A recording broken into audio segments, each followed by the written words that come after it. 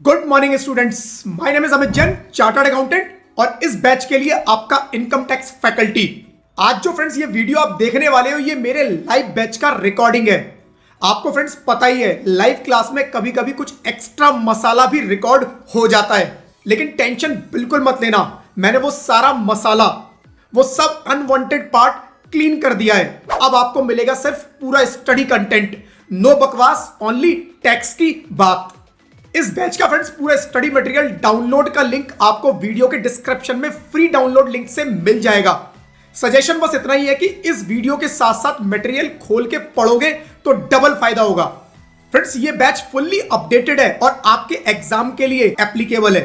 So enjoy the lecture, practice regularly और exam में अपना बेस्ट देना। Friends best wishes from my side, all the very best for your studies and exam. और friends याद रखो, tax tough नहीं है, बस थोड़ा रफ लगता है जब तक आप उसे अपना दोस्त नहीं बनाते। चलिए फ्रेंड्स शुरू करते हैं। So friends good morning to all of you.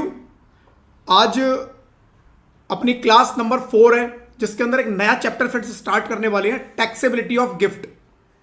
Gift के ऊपर टैक्सेबिलिटी कैसे डिसाइड होगी फ्रेंड्स आज की क्लास में देखेंगे। आज की पूरी क्लास लगेगी, हो सकता है नेक्स्ट क्लास में भी आधी क्लास लगे, राइट। फ्रेंड्स आगे बढ़ने से पहले एक बार बता देता हूं फिर से कि ये बैच किसके लिए एप्लीकेबल है, क्योंकि मेरे पास बार बार मेरी टीम के पास क्वेश्चन आते हैं कि ये बैच किसके लिए एप्लीकेबल है। फ्रेंड्स ये बैच एप्लीकेबल है, लिखा हुआ है आपकी स्क्रीन पर या कॉर्नर पे आप देखेंगे, असेसमेंट ईयर 26-27, प्रीवियस ईयर 25-26। तो इसके अंदर ये बैच जो एप्लीकेबल होगा, ये बैच एप्लीकेबल होगा फ्रेंड्स, मैं लिख देता हूं यहां पर, जिनके भी एग्जाम अप्रैल 26 से लेकर मार्च 27 के बीच में पढ़ेंगे। अप्रैल 26 से मार्च 27 के बीच में अगर आपके एग्जाम है तो ये बैच आपके ऊपर एप्लीकेबल है, ठीक है जी। तो जिसको भी एग्जाम देना है अप्रैल 26 से पहले, उनको ये बैच एप्लीकेबल नहीं है। उनके लिए काफी सारी अमेंडमेंट्स हैं जो मैंने इसके अंदर इंक्लूड की हुई है, वो उनके ऊपर एप्लीकेबल नहीं होंगी, ठीक है। तो हमें ध्यान रखना है, अप्रैल 26 से मार्च 27 के बीच में अगर मेरा एग्जाम है तो ये पूरा बैच, 3 क्लासेस ऑलरेडी हो चुकी हैं, आगे करीब करीब 40-45 क्लासेस और होनी है, तो वो इन लोगों के लिए एप्लीकेबल होंगी, ठीक है जी। चलो जी,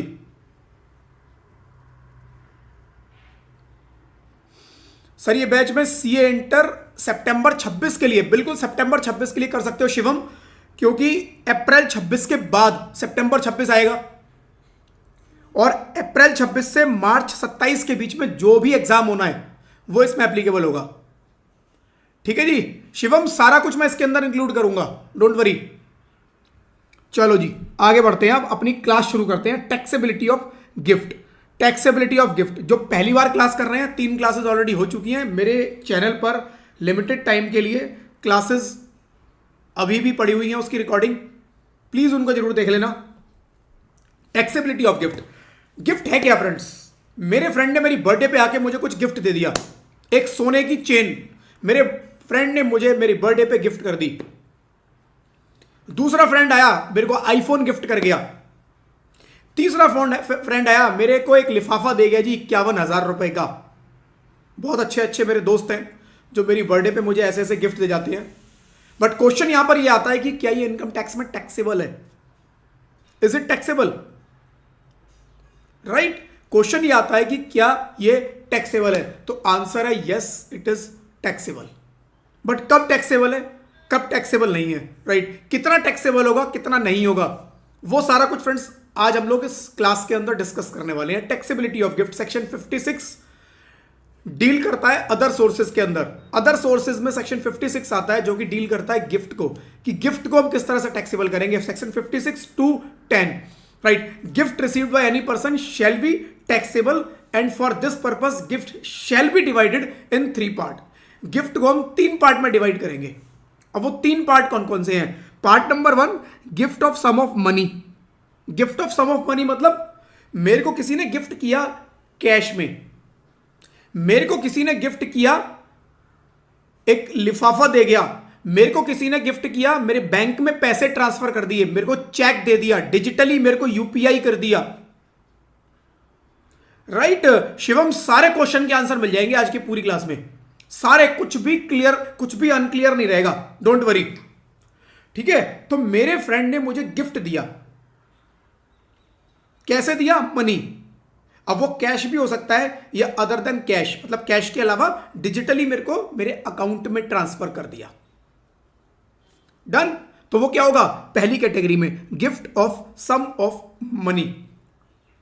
दूसरी कैटेगरी आती है gift of any property other than immovable property. Other than immovable property, immovable property के अलावा कोई और एसेट, कोई और प्रॉपर्टी मुझे गिफ्ट कर दी। इमूवेबल प्रॉपर्टी क्या हुई? मकान, दुकान, घर, जमीन, जायदाद, ये सब क्या है? इमूवेबल प्रॉपर्टी, जो मूव नहीं हो सकती। तो इसको छोड़कर कुछ और प्रॉपर्टी क्या हो सकती है? ज्वेलरी गिफ्ट कर दी, ज्वेलरी गिफ्ट कर दी, राइट मेरे को शेयर्स गिफ्ट कर दिए, मेरे को इस तरह की कुछ चीजें जो मैं लिस्ट आपको दिखाऊंगा उनमें से मुझे कुछ गिफ्ट कर दिया, राइट तो कैटेगरी 2 में फॉल कर जाएगा। कैटेगरी 3 बात करती है गिफ्ट ऑफ इमूवेबल प्रॉपर्टी, यानी जितनी भी इमूवेबल प्रॉपर्टी हैं जो मूव नहीं हो सकती। मेरी दुकान है, मेरा घर है, मेरा कमर्शियल कॉम्प्लेक्स है, कोई मेरी शॉप है, वो सब कहां आएंगी? कैटेगरी 3 में। ये मैंने गिफ्ट कर दिया या मुझे किसी ने गिफ्ट कर दिया, कहां आएगा? कैटेगरी 3। तो 3 कैटेगरी याद रखनी है फ्रेंड्स, गिफ्ट के अंदर टोटल 3 कैटेगरी है। Category number 1, category number 1 gift of sum of money, पैसा गिफ्ट किया, चाहे कैश या other than cash, digitally transfer किया मेरे अकाउंट में, सब कैटेगरी 1 में आएगा। Gift of property other than immovable property, immovable property घर, दुकान, मकान के अलावा कोई और प्रॉपर्टी ट्रांसफर की, कैटेगरी नंबर 2। और अगर इमूवेबल प्रॉपर्टी है तो कैटेगरी नंबर 3। ठीक है जी, तो सबसे पहले स्टार्ट करेंगे friends gift of sum of money. पैसा गिफ्ट किया किसी ने, कितना टैक्सेबल होगा? पैसा गिफ्ट किया, कितना टैक्सेबल होगा? फ्रेंड्स एग्जांपल के साथ समझ लेते हैं। Gift of sum of money,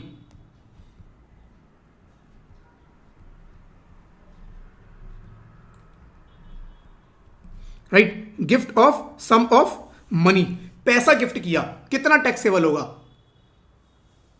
तो प्रोविजन बोलता है जी देखो, अगर आपको किसी ने पैसा गिफ्ट किया तो 50,000 रुपए तक हम कुछ नहीं बोलेंगे, 50,000 तक का गिफ्ट अलाउड है, 50,000 ईच नो। पूरे साल में 50,000, टोटल मिला के 50,000, पूरे साल में मेरे को अगर किसी ने गिफ्ट किया 50,000 तक अलाउड है। 50,000 अलग अलग पर्सन, क्या मेरे 3 दोस्त 50,000 दे सकते हैं? नो, सारे लोगों का मिलाकर, सारे दोस्तों का, सारे रिलेटिव जो भी जितने भी आपको गिफ्ट दे रहे हैं, 50,000 रुपए total in a year, aggregate value of gift in a year up to 50,000 हम लोग कुछ नहीं बोलेंगे। 50,000 तक कोई दिक्कत नहीं है, लेकिन गिफ्ट 50,000 क्रॉस नहीं करना चाहिए। अगर 50,000 क्रॉस कर गया, मैंने कहा जी 50,000 तक नो टैक्सेबल, नॉट टैक्सेबल। मैंने कहा जी 55,000 मुझे मिला, कितना टैक्सेबल होगा? 50 की 55, तो आंसर इज पूरा का पूरा 55,000 टैक्सेबल। यानी कि एक बार ये थ्रेशहोल्ड क्रॉस हुआ, 50,000 का जो थ्रेशहोल्ड है अगर वो एक बार क्रॉस हो गया, 50,000 का थ्रेशहोल्ड एक बार क्रॉस हो गया तो पूरा का पूरा टैक्सेबल। ऐसा नहीं करना है कि 50,000 तक नॉन टैक्सेबल, 50,000 के ऊपर टैक्सेबल, नो। या तो पूरा टैक्सेबल है या पूरा एग्जेप्ट, या तो पूरा टैक्सेबल या पूरा छूट जाएगा। कब छूटेगा? 50,000 तक है, 50,000 के ऊपर निकलते ही पूरा का पूरा नप जाएगा, पूरा का पूरा taxable. Right, I hope clear है। तो मेरे 3 दोस्त ए बी सी मेरी बर्थडे पे आते हैं, मेरे को गिफ्ट देके चले जाते हैं। एक बंदा मेरे को यूपीआई कर देता है, एक बंदा मेरे को कैश देता है, एक बंदा मेरे को चेक दे देता है। 20-20 हजार रुपए के 20-20 हजार रुपए ये लोग मेरे को दे जाते हैं। Taxable yes, 60K fully taxable, fully taxable. कहां जाके टैक्सेबल होगा? अदर सोर्सेज, अदर सोर्सेज में आप इसको ऐड कर दोगे तो इनकम के 5 हेड, हमने पिछली 3 क्लास में खूब रट्टा मारा इसका। सैलरी, सैलरी से रिलेटेड इनकम। हाउस प्रॉपर्टी, किराए की income, house property. Business profession, मैं कोई धंधा करता हूं, बिजनेस करता हूं, मेरा कोई प्रोफेशन है, सर्विसेज देता हूं, right. And then capital gain, capital gain कहां जाएगा? कैपिटल गेन में कोई प्रॉपर्टी सेल कर दी, पैसा कमा लिया, कैपिटल गेन। और चौथी पांचवी इनकम जो बची, अदर सोर्सेज, जो बचा सब अदर सोर्सेज। सेक्शन 56 गिफ्ट का अदर सोर्सेज, राइट। और अदर सोर्सेज कहां जाएगा? राइट, अदर सोर्सेज, गिफ्ट कहां जाएगा? अदर सोर्सेज में, राइट। अगर एम्प्लॉय एंड डॉक्टर को कैश, शिवम कोई क्वेश्चन पूछने की जरूरत नहीं है, 1.5 घंटा मेरे भाई वेट कर ले, 1.5 घंटे के अंदर अंदर जितने तुम्हारे क्वेश्चन है सबके जवाब मिलने वाले हैं। अगले 1.5 से 2 घंटे के अंदर सारे जवाब मिल जाएंगे, एक क्वेश्चन तुम्हारे दिमाग में नहीं बचेगा, ये मैं गारंटी दे रहा हूं। सारा क्लियर कर दूंगा बिल्कुल, राइट। बस सिक्वेंशियली मैं कवर करूंगा, अपने हिसाब से कवर करूंगा, सो डेट प्रोविजन जो मैं चाहता हूं आप तक पहुंचे वो सीरियसली पहुंचे, ठीक है। तो कहां जाएगा गिफ्ट की इनकम? Other sources. 3 फ्रेंड ने मेरे को पैसा दिया, 3 फ्रेंड ने मेरे को पैसा दिया, 20,000, 60,000 अदर सोर्सेस। 20 की जगह पहला फ्रेंड केवल 11,000 रुपए देके गया, थोड़ा पैसा उस पर कम था। दूसरा 20 और 20 कितना हुआ? 40 और 1 41, 51,000, अगेन पूरा टैक्सेबल। ये वाला फ्रेंड भी 11,000 रुपए देके गया, कितना हुआ? 11 11 22 और 20 42,000, फुल्ली एग्जेम्प्ट, कोई टैक्स नहीं लगना। तो पूरे साल में सबसे मिला के टोटल मुझे कितना मिला, उस पे 50,000 रुपए तक है तो छूट जाएगा, 50,000 क्रॉस करेगा तो टैक्स लगेगा, ये मुझे ध्यान रखना है। Gift of sum of money, एक बार पढ़ लेते हैं, एक बार पढ़ लेते हैं क्या यही लिखा है। If a person receive any sum of money from one or more individual without consideration and the aggregate value of all such gift received during the aggregate value received during the financial year exceeds 50,000, the entire amount will be taxable under the head income from other sources. However, if the aggregate value is up to 50 है, amount is exempt from income tax.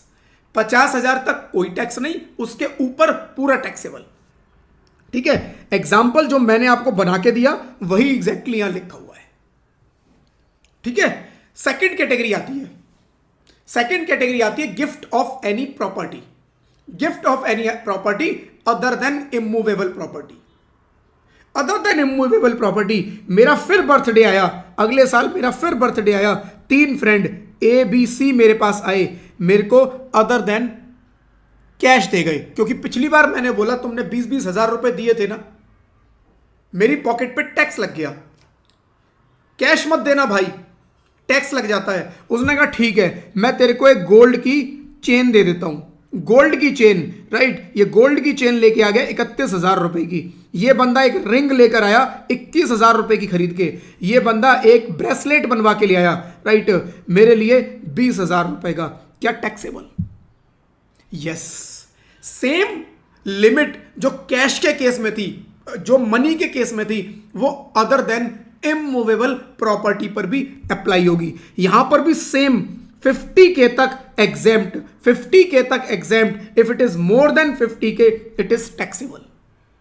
पूरे साल में सबसे मिला के देखेंगे, पूरे साल में सबसे मिला के, पूरे साल में सारे फ्रेंड्स जिनने मुझे गिफ्ट दिया सबका टोटल कर लो, उसकी वैल्यू निकाल लो, मार्केट वैल्यू निकाल लो, और उस मार्केट वैल्यू को देखो क्या 50,000 तक है, yes, not taxable, no, fully taxable, right. तो ये पैसा कितना हुआ? 20 और 20 40 50 60 70 72,000, पूरा का पूरा 72,000 रुपए मेरे अदर सोर्सेज में जाके ऐड हो जाएगा, गिफ्ट टैक्सेबल,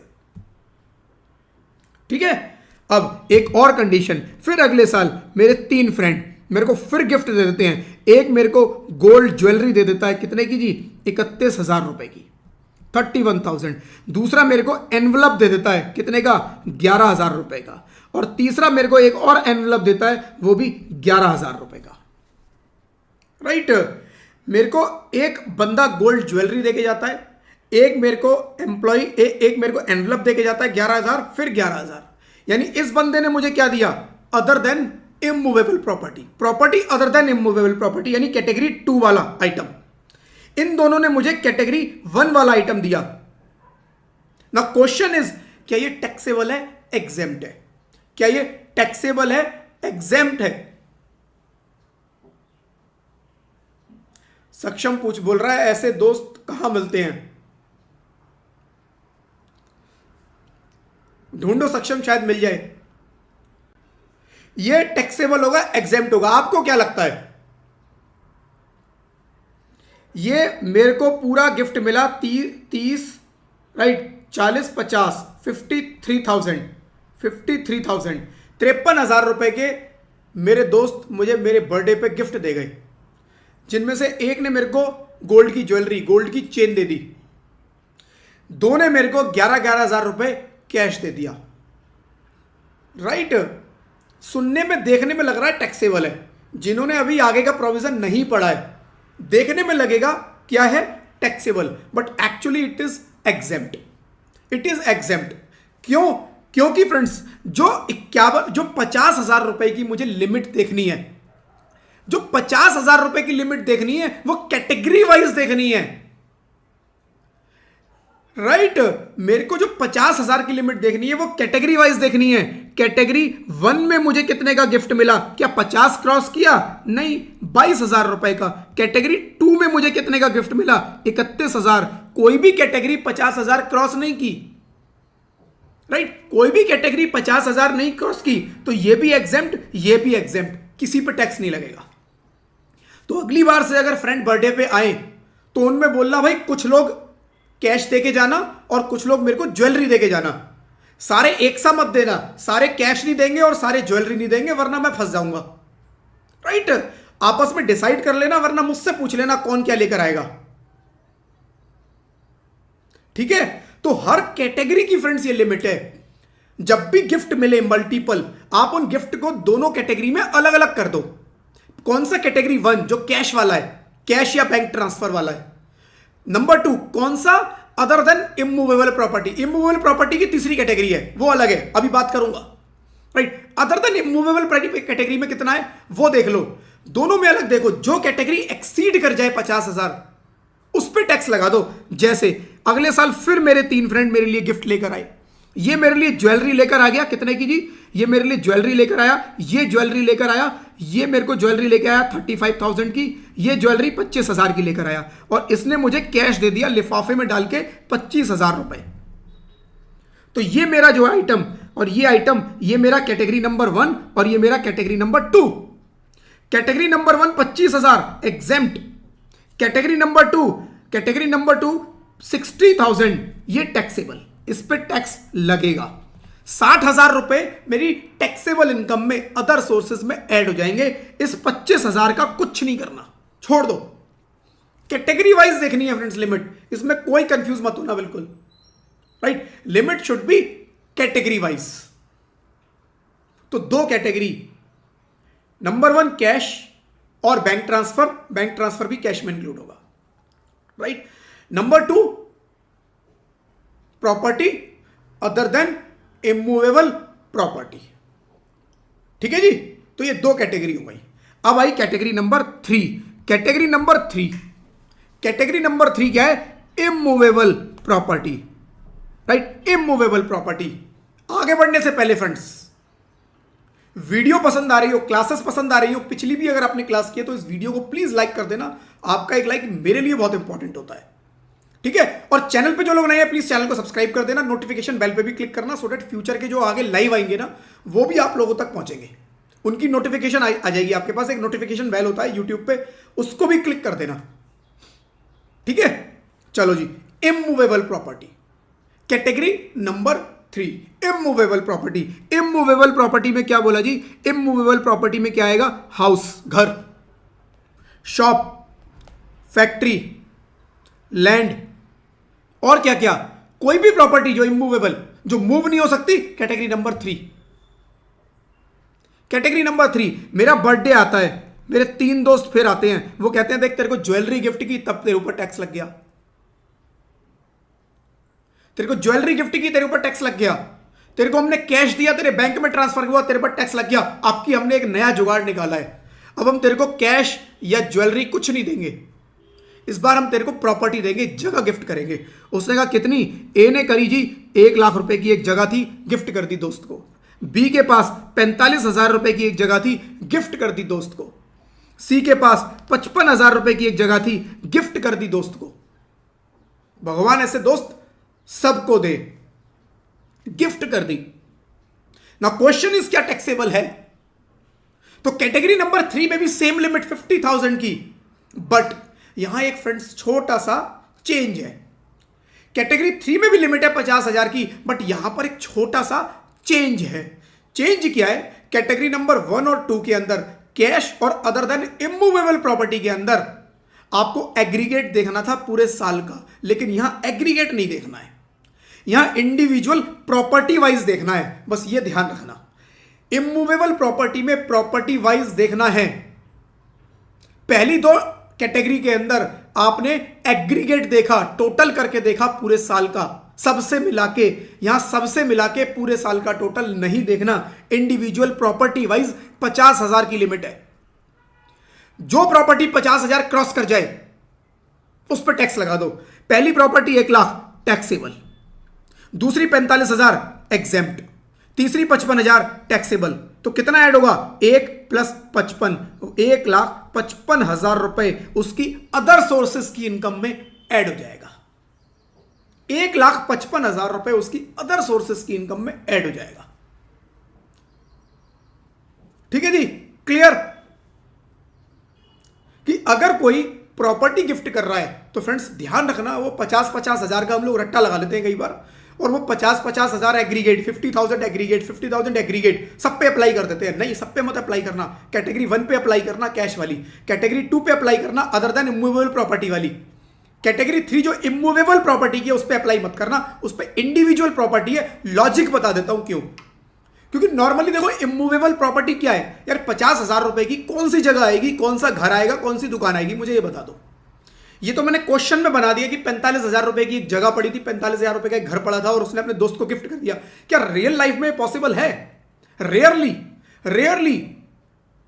तो गवर्नमेंट कह रही है भाई तू इतनी सस्ती प्रॉपर्टी, तेरा कौन सी कहां तेरी प्रॉपर्टी जो 45,000 की है, कर रहा है गिफ्ट कर दे, हम नहीं टेंशन ले रहे। वो वैसे ही 50,000 की लिमिट बहुत कम है इस कैटेगरी के केस में, कुछ भी नहीं है 50,000 की लिमिट। 50,000 में कोई प्रॉपर्टी नहीं आती, इसलिए एक्चुअली आप कोई भी प्रॉपर्टी गिफ्ट करोगे वो टैक्सेबल हो जाएगी। बट रेयरेस्ट केसेस में, बहुत रिमोट एरिया में, बहुत ऐसी जगह कुछ होती है जहां प्रॉपर्टी की वैल्यू है ही नहीं, कोड़ियों के भाव है जमीन के रेट, वहां गवर्नमेंट कह रही है हम ध्यान नहीं दे रहे, कर लो तुम गिफ्ट, 50,000 से कम की कर लो गिफ्ट। ठीक है, तो प्रॉपर्टी के केस में एग्जाम के अंदर 50,000 से कम की प्रॉपर्टी आ सकती है, रियल लाइफ में चाहे ना मिले। तो उसमें इंडिविजुअल प्रॉपर्टी मुझे देखनी है। जो प्रॉपर्टी 50,000 तक की हो साइड कर देना, 50 से 1 रुपया भी ऊपर निकल जाए पूरी टैक्सेबल कर देना। और यहां पर वैल्यू कौन सी देखनी है? वैल्यू देखनी है स्टैंप ड्यूटी वैल्यू, उस प्रॉपर्टी की स्टैंप ड्यूटी वैल्यू। जो ये वैल्यू निकलेगी 1,45,000, 55,000, मैंने गिफ्ट की, पैसा तो लिया ही नहीं, तो वैल्यू कैसे निकलेगी? उस प्रॉपर्टी की वैल्यू क्या है? तो वैल्यू निकलेगी friends stamp duty value. Mind में क्वेश्चन आ रहा होगा जी स्टैंप ड्यूटी वैल्यू क्या होती है, ये कौन सी वैल्यू है? फ्रेंड्स थोड़ा सा प्रैक्टिकल नॉलेज दे रहा हूं।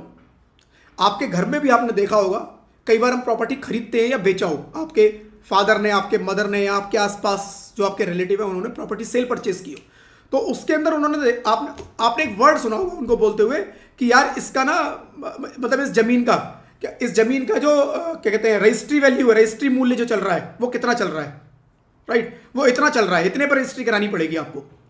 आपने बोला जी मैं तो 50 लाख की बेच रहा हूं। डीलर मेरे को आके कहता है जी तो भाई साहब देखो म्यूनसिपैलिटी के हिसाब से जो वैल्यू है, राइट, अथॉरिटी के हिसाब से जो वैल्यू है वो तो 55 लाख की है इसकी, आपको 55 के हिसाब से इसकी रजिस्ट्री करानी पड़ेगी। तो ये वैल्यू कहां से निकल रही है 55 लाख?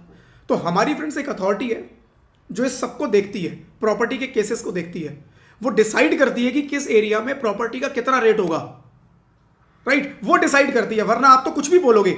आप 1 करोड़ की प्रॉपर्टी बोलोगे जी मैंने तो 50 लाख की बेची है, तो वो अथॉरिटी डिसाइड कर रही है कि भैया इस एरिया में प्रॉपर्टी का रेट ये है, इस एरिया में प्रॉपर्टी का रेट 1 करोड़ का है, अब आप बोल नहीं सकते 50 लाख की, कैसे बेच दी 50 लाख की जब 1 करोड़ की है?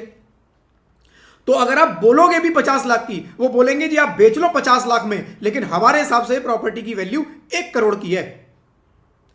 हम बोलेंगे जी 1 करोड़, फर्क क्या आएगा? फर्क ये आएगा, वो बोलेगी अथॉरिटी कि एक प्रॉपर्टी पे आपको रजिस्ट्रेशन टैक्स देना होता है, स्टैंप ड्यूटी पे करनी होती है, स्टैंप ड्यूटी पे करनी होती है, वो आपको 1 करोड़ पे करनी होगी।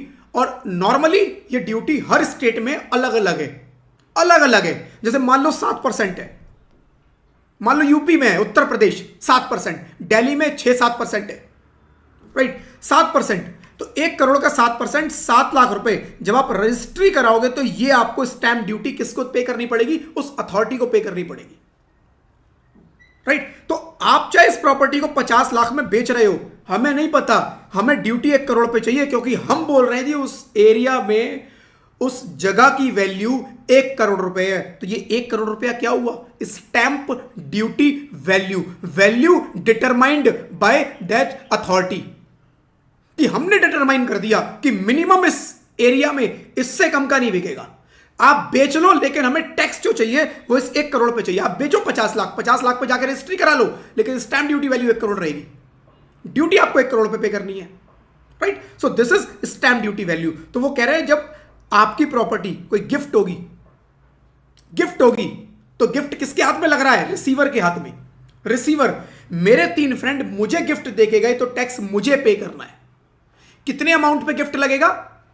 उस प्रॉपर्टी की स्टैंप ड्यूटी वैल्यू, कि भाई उस प्रॉपर्टी की स्टैंप ड्यूटी वैल्यू ऑनलाइन ज्यादातर अवेलेबल है, जाके चेक की जा सकती है, एरिया वाइज अवेलेबल है, उस एरिया में पर गज क्या रेट चल रहा है, फ्लोर वाइज उसके अंदर अवेलेबल होता है, कौन से फ्लोर का कितना।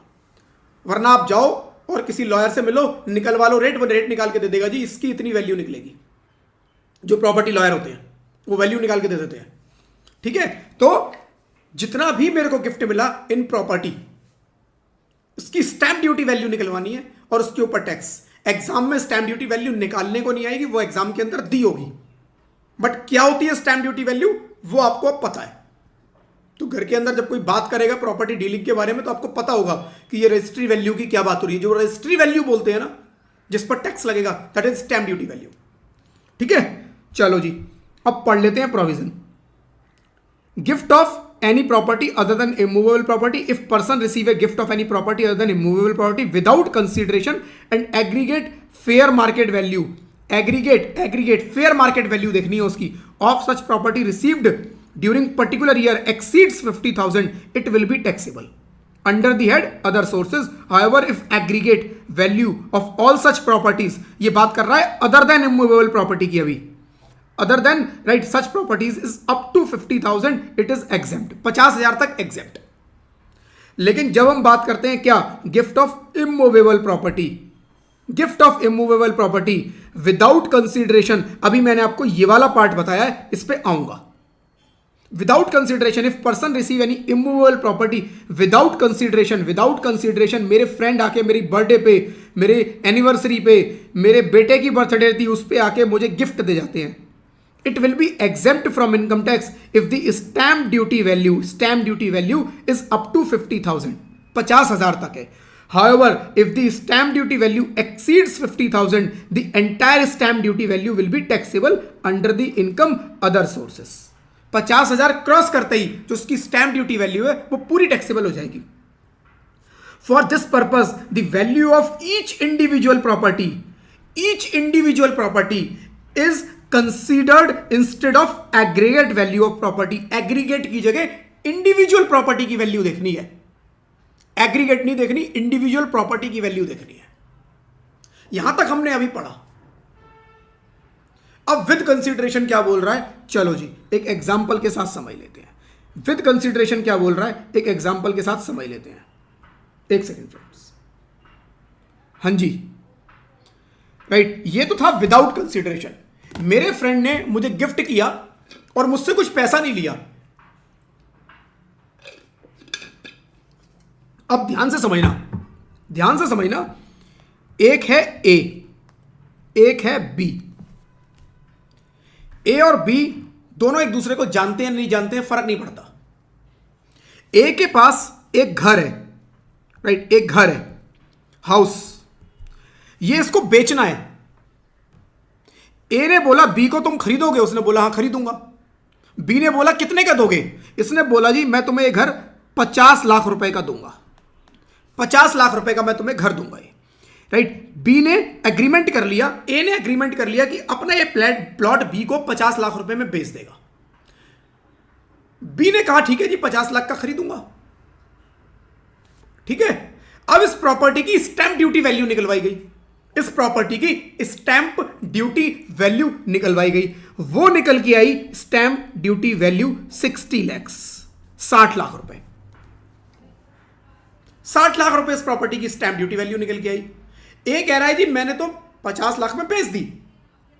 एक तो जो थोड़ी देर पहले मैंने आपको बताया कि जो स्टैंप ड्यूटी वैल्यू टैक्स है 6-7% जो रजिस्ट्री की वैल्यू देनी होती है, वो आपको 60 लाख का 6-7% देना है। लेकिन ये आपके एग्जाम का पार्ट नहीं है, ये प्रैक्टिकल नॉलेज थी बस। अब टैक्सेबिलिटी की बात करते हैं, तो क्या यहां पर कुछ टैक्सेबिलिटी पे इंपैक्ट आएगा? भाई बी को एक प्रॉपर्टी जो 60 लाख रुपए की थी, बी को एक प्रॉपर्टी जो कितने की थी 60 लाख रुपए की, वो कितने में मिल गई 50 लाख में। बी का तो 10 लाख रुपए का फायदा हो गया, बी का 10 लाख का फायदा हो गया ना। क्वेश्चन आता है क्या ये बी के हाथ में टैक्सेबल होगा? बी का प्रॉफिट हुआ 10 लाख का, अगर बी को 10 लाख की एक प्रॉपर्टी मिली होती तो वो पूरी टैक्सेबल हो जाती। बी को 50 लाख की प्रॉपर्टी मिली होती पूरी टैक्सेबल हो जाती। बी को 60 लाख की प्रॉपर्टी मिली होती पूरी टैक्सेबल हो जाती। बी को 60 लाख की प्रॉपर्टी तो मिली लेकिन 50 लाख रुपए देके मिली, तो क्या टैक्सेबल होगी? तो यहां पर इनकम टैक्स का प्रोविजन क्या बोलता है कि अगर कोई प्रॉपर्टी ट्रांसफर की गई है विद कंसीडरेशन, विद कंसीडरेशन मतलब आपने 60 लाख की प्रॉपर्टी 50 लाख में ट्रांसफर कर दी, कोई एक प्रॉपर्टी आपने किसी अमाउंट पे ट्रांसफर कर दी, तो यहां पर चेक करो, चेक करो, सबसे पहले चेक करो जी स्टैंप ड्यूटी वैल्यू कितनी थी 60 लाख। एक्चुअल कंसीडरेशन कितना है 50 lakh, actual consideration 50 lakh, stamp duty value 60 lakh. दोनों का कह रहा है एक बार डिफरेंस निकाल लो। अभी बताएंगे टैक्सेबल होगा नहीं होगा, अभी वो टैक्सेबल नहीं कह रहे, कह रहे पहले डिफरेंस निकालो। हमने कहा जी डिफरेंस आया 10 लाख का, राइट, हमने कहा जी डिफरेंस आया 10 लाख का। उसने कहा एक चीज चेक करो बस जरा, क्या ये 10 लाख 50,000 रुपए से, ये 10 लाख इज ग्रेटर देन 50,000, जो उसका फायदा हो रहा है बी का, क्या वो 50,000 से ज्यादा है?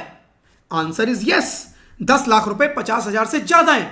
तो गवर्नमेंट ने बोला फिर टैक्सेबल है, क्योंकि हमने बोला पर प्रॉपर्टी 50,000 से ज्यादा का गिफ्ट नहीं ले सकते, पर प्रॉपर्टी 50,000, लेकिन इस प्रॉपर्टी पे तो 10 लाख निकल गया।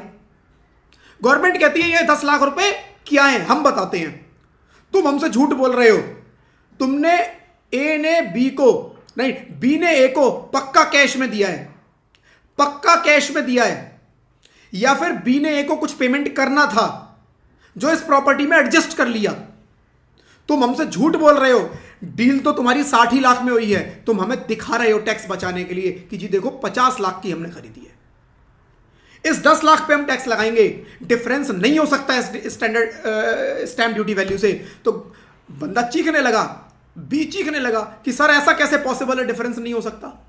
क्या 60 लाख के अलावा ये प्रॉपर्टी थोड़ा ऊपर नीचे नहीं बिक सकती? क्या एक्चुअल 60 लाख में बिकेगी?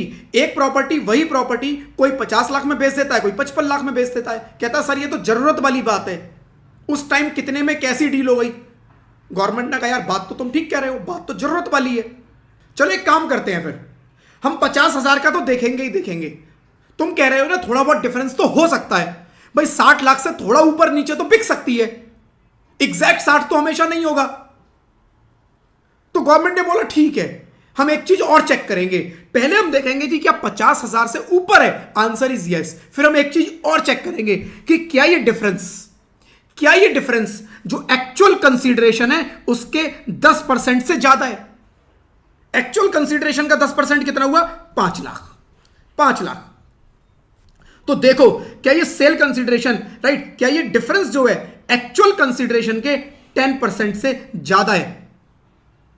क्या ये 10% से ज्यादा है? क्या ये 5 लाख, क्या ये 10 लाख इस 10% 5 लाख से ज्यादा है? यस, 10% से ज्यादा है, एक्चुअल कंसीडरेशन के 10% से ज्यादा है, आंसर इज यस। उन्होंने बोला देखो अगर 10% तक है तो हमें कोई दिक्कत नहीं है, तुम कह रहे हो ना स्टैंप ड्यूटी वैल्यू से थोड़ा ऊपर नीचे प्रॉपर्टी बिक सकती है, ठीक है, हमने मान ली तुम्हारी बात भाई, 10% तक का फर्क हम कोई दिक्कत नहीं है, नहीं बोलेंगे। लेकिन अगर ये फर्क 10% से ज्यादा निकला फिर हमें टैक्स देना पड़ेगा। कितने पे? पूरे पे, पूरे पे। अगर 50,000 से भी ज्यादा है ये डिफरेंस, 50,000 से भी ज्यादा है, सबसे पहले 50,000 चेक करो, यस। दूसरा चेक करो एक्चुअल कंसीडरेशन के 10% से ज्यादा है, यस। अगर ये दोनों ज्यादा हैं तो ये 10 लाख रुपए गिफ्ट, एज ए गिफ्ट तुम्हारी अदर सोर्सेज में जाके ऐड हो जाएगा। पूरा का पूरा 10 लाख, पूरा का पूरा 10 लाख तुम्हारी अदर सोर्सेज में ऐड हो जाएगा। एक एग्जांपल और ले लेते हैं। एक प्रॉपर्टी की डील हुई ए और बी के बीच में। प्रॉपर्टी की वैल्यू कितने में डील हुई? डील हुई जी 1 करोड़ में। डील हुई 1 करोड़ में। उसकी स्टैंप ड्यूटी वैल्यू निकलवाई गई। स्टैंप ड्यूटी वैल्यू निकल के आई 1 करोड़ 5 लाख, राइट? 1 करोड़ 5 लाख, 1 करोड़ में डील हुई, 1 करोड़ 5 लाख रुपए stamp duty value. Same logic apply करो। क्या ये 5 लाख रुपए जो डिफरेंस है टैक्स लगेगा? उसने कहा ऐसे नहीं चेक होगा। सबसे पहले देखो stamp duty, stamp duty value कितने की है जी? 1.05 करोड़, 1 करोड़ 5 लाख। एक्चुअल कंसिडरेशन कितना है जी? 1 करोड़। डिफरेंस कितने का आया? 5 लाख का। ठीक है, अब इस 5 लाख को 2 पैरामीटर पे चेक करो। क्या ये 5,50,000 से ज्यादा है? क्या ये 5,50,000 से ज्यादा है? आंसर इज यस, 5,50,000 से ज्यादा है। दूसरा चेक करो, क्या ये डिफरेंस 5 लाख का एक्चुअल कंसिडरेशन कितना? 1 करोड़, इसके 10% से ज्यादा है। 1 करोड़ का 10% कितना? 10 लाख। क्या ये 5 लाख इस 10 लाख से ज्यादा है? नहीं, 5 लाख 10 लाख से ज्यादा तो नहीं है, 10% के अंदर अंदर है। ये आंसर आया नो। और इन दोनों में से एक भी नो हो गया तो ये जो 5 लाख है दिस इज फुल्ली एग्जेम्प्ट, छुट्टी, इसकी कुछ नहीं करना। तो अगर प्रॉपर्टी गिफ्ट में मिली, गिफ्ट कोई मुंह से नहीं बोलेगा मैंने गिफ्ट में दी। कई बार गिफ्ट का मतलब यह नहीं है कि मैंने बोल के गिफ्ट दिया। गिफ्ट का मतलब यह भी हो सकता है कि कोई मैंने प्रॉपर्टी सस्ते में बेच दी, तो उसके अंदर जो सस्ते में जो शॉर्टफॉल है, जो डिस्काउंट है, जो value come the, that is also gift, वो भी एज ए गिफ्ट टैक्सेबल। तो अगर मुझे एक प्रॉपर्टी गिफ्ट में मिली, मेरे दोस्त से मिली, जिस मर्जी से मिली, 50,000 तक की वैल्यू, कोई दिक्कत नहीं, उसके ऊपर पूरा टैक्सेबल। मेरे को किसी से प्रॉपर्टी मिली सस्ते में, कितनी सस्ते में? डिफरेंस निकाल लो स्टैंप ड्यूटी वैल्यू से, कि स्टैंप ड्यूटी वैल्यू से कितने सस्ते में मिली जी? इतने सस्ते में मिली, राइट? इतने सस्ते में मिली। अब उसको कंपेयर करो, क्या ये 50,000 से ज्यादा है? If answer is yes, then दूसरा पैरामीटर चेक करो, क्या ये जो डिफरेंस है वो एक्चुअल कंसीडरेशन जो है उसके 10% से ज्यादा है? क्योंकि 10% तक हमें कोई दिक्कत नहीं है, 10% से ज्यादा है। If answer is yes, fully taxable. जो डिफरेंस है फुल्ली टैक्सेबल। और इन दो में से एक भी नो आ गया, एग्जेम्प्ट, एग्जेम्प्ट, राइट? मेरी एक प्रॉपर्टी ए ने बी के साथ डील की, ए ने बी के साथ डील की, कितने की? 50 लाख। स्टैंप ड्यूटी वैल्यू निकलवाई गई, कितने की है जी? 50.4 lakhs, 50,40,000। Stamp duty value 50,40,000, actual consideration 50 lakh. 40,000 रुपए का बी का फायदा हो गया। क्या ये टैक्सेबल है? निकाल लो डिफरेंस, कितने का आया डिफरेंस? 40 के। दोनों पैरामीटर, क्या ये 50,000 से ज्यादा है? Answer is no. दूसरा चेक करने की जरूरत ही नहीं है, दूसरे पे जाने की जरूरत ही नहीं। अगर ये 50 से कम है, एग्जेम्प्ट, दिस इज एग्जेम्प्ट, इसको टैक्सेबल नहीं करना। ठीक है जी? कोई डाउट तो पूछ लो, कोई डाउट तो पूछ लो, राइट? अभी और कुछ चीजें हैं, अभी इसके अंदर खत्म नहीं हुआ।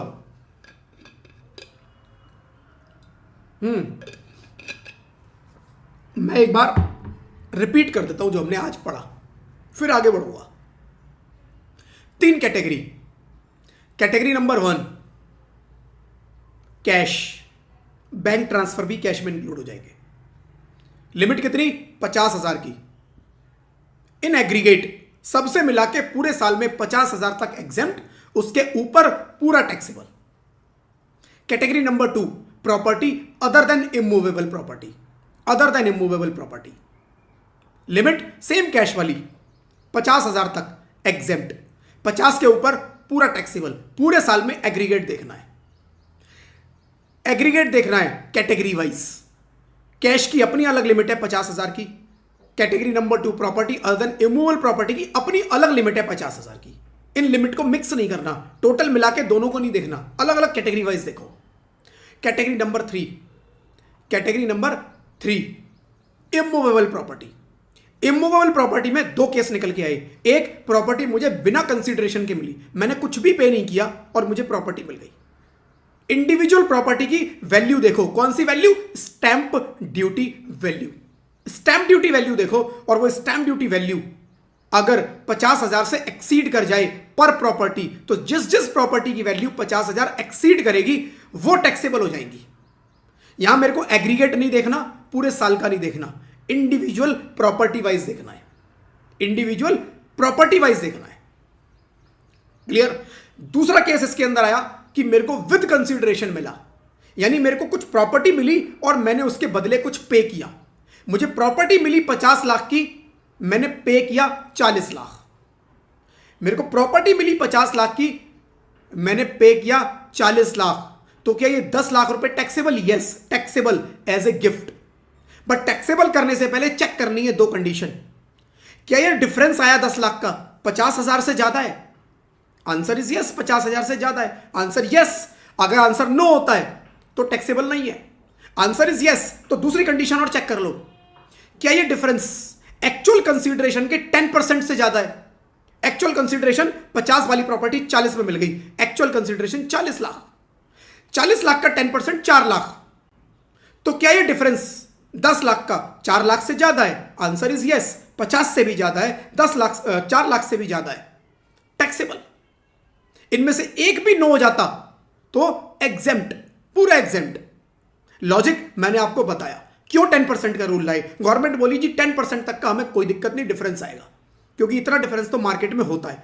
हम जो डिसाइड करते हैं 10% का डिफरेंस ऊपर नीचे हो सकता है, लेकिन इससे ज्यादा नहीं हो सकता। इससे ज्यादा अगर हो रहा है तो तुम झूठ बोल रहे हो, सीधी सी बात यह है।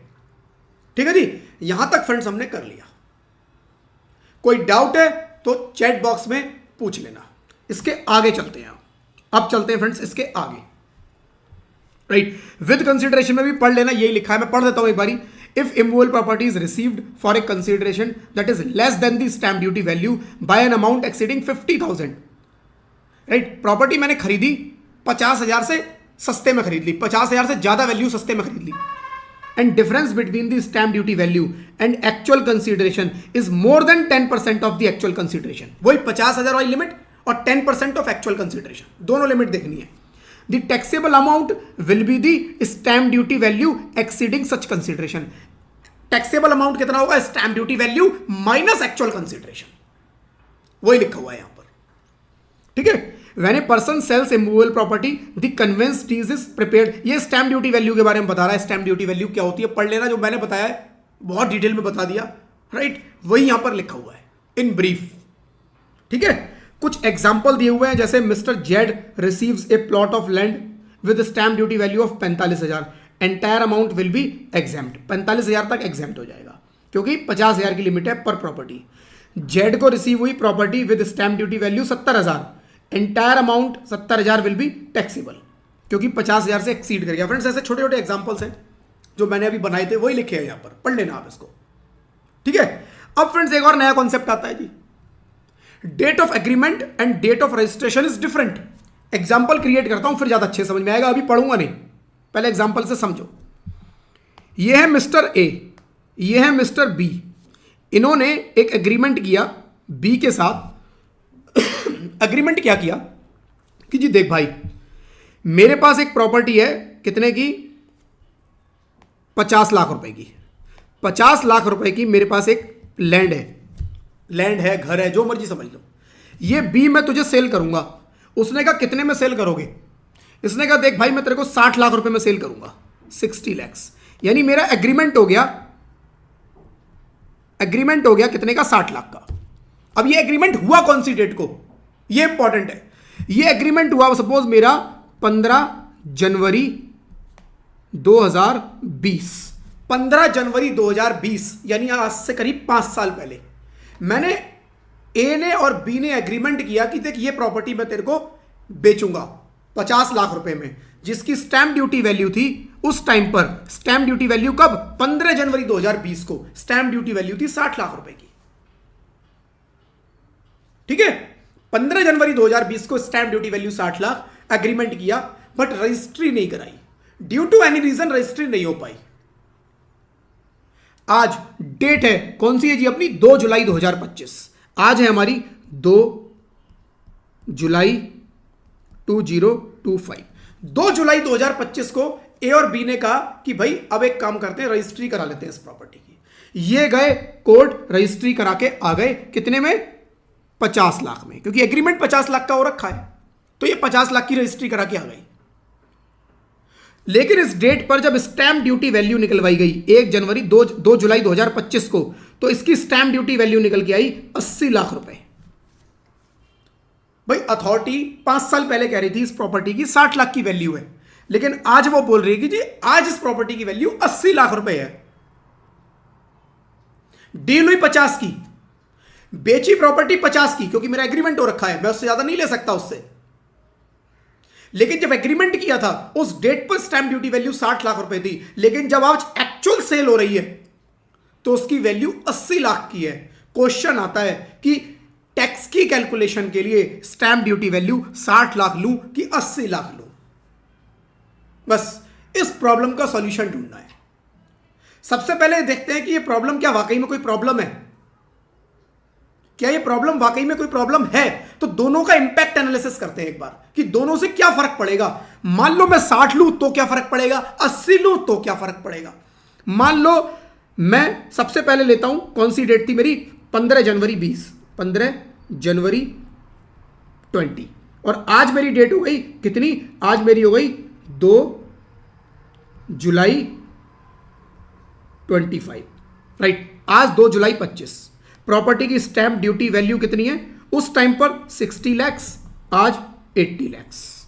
दोनों तरह से कैलकुलेशन करते हैं एक बार, right. 60 lakh 80 lakh, actual consideration 50 lakh और यहां भी 85 लाख।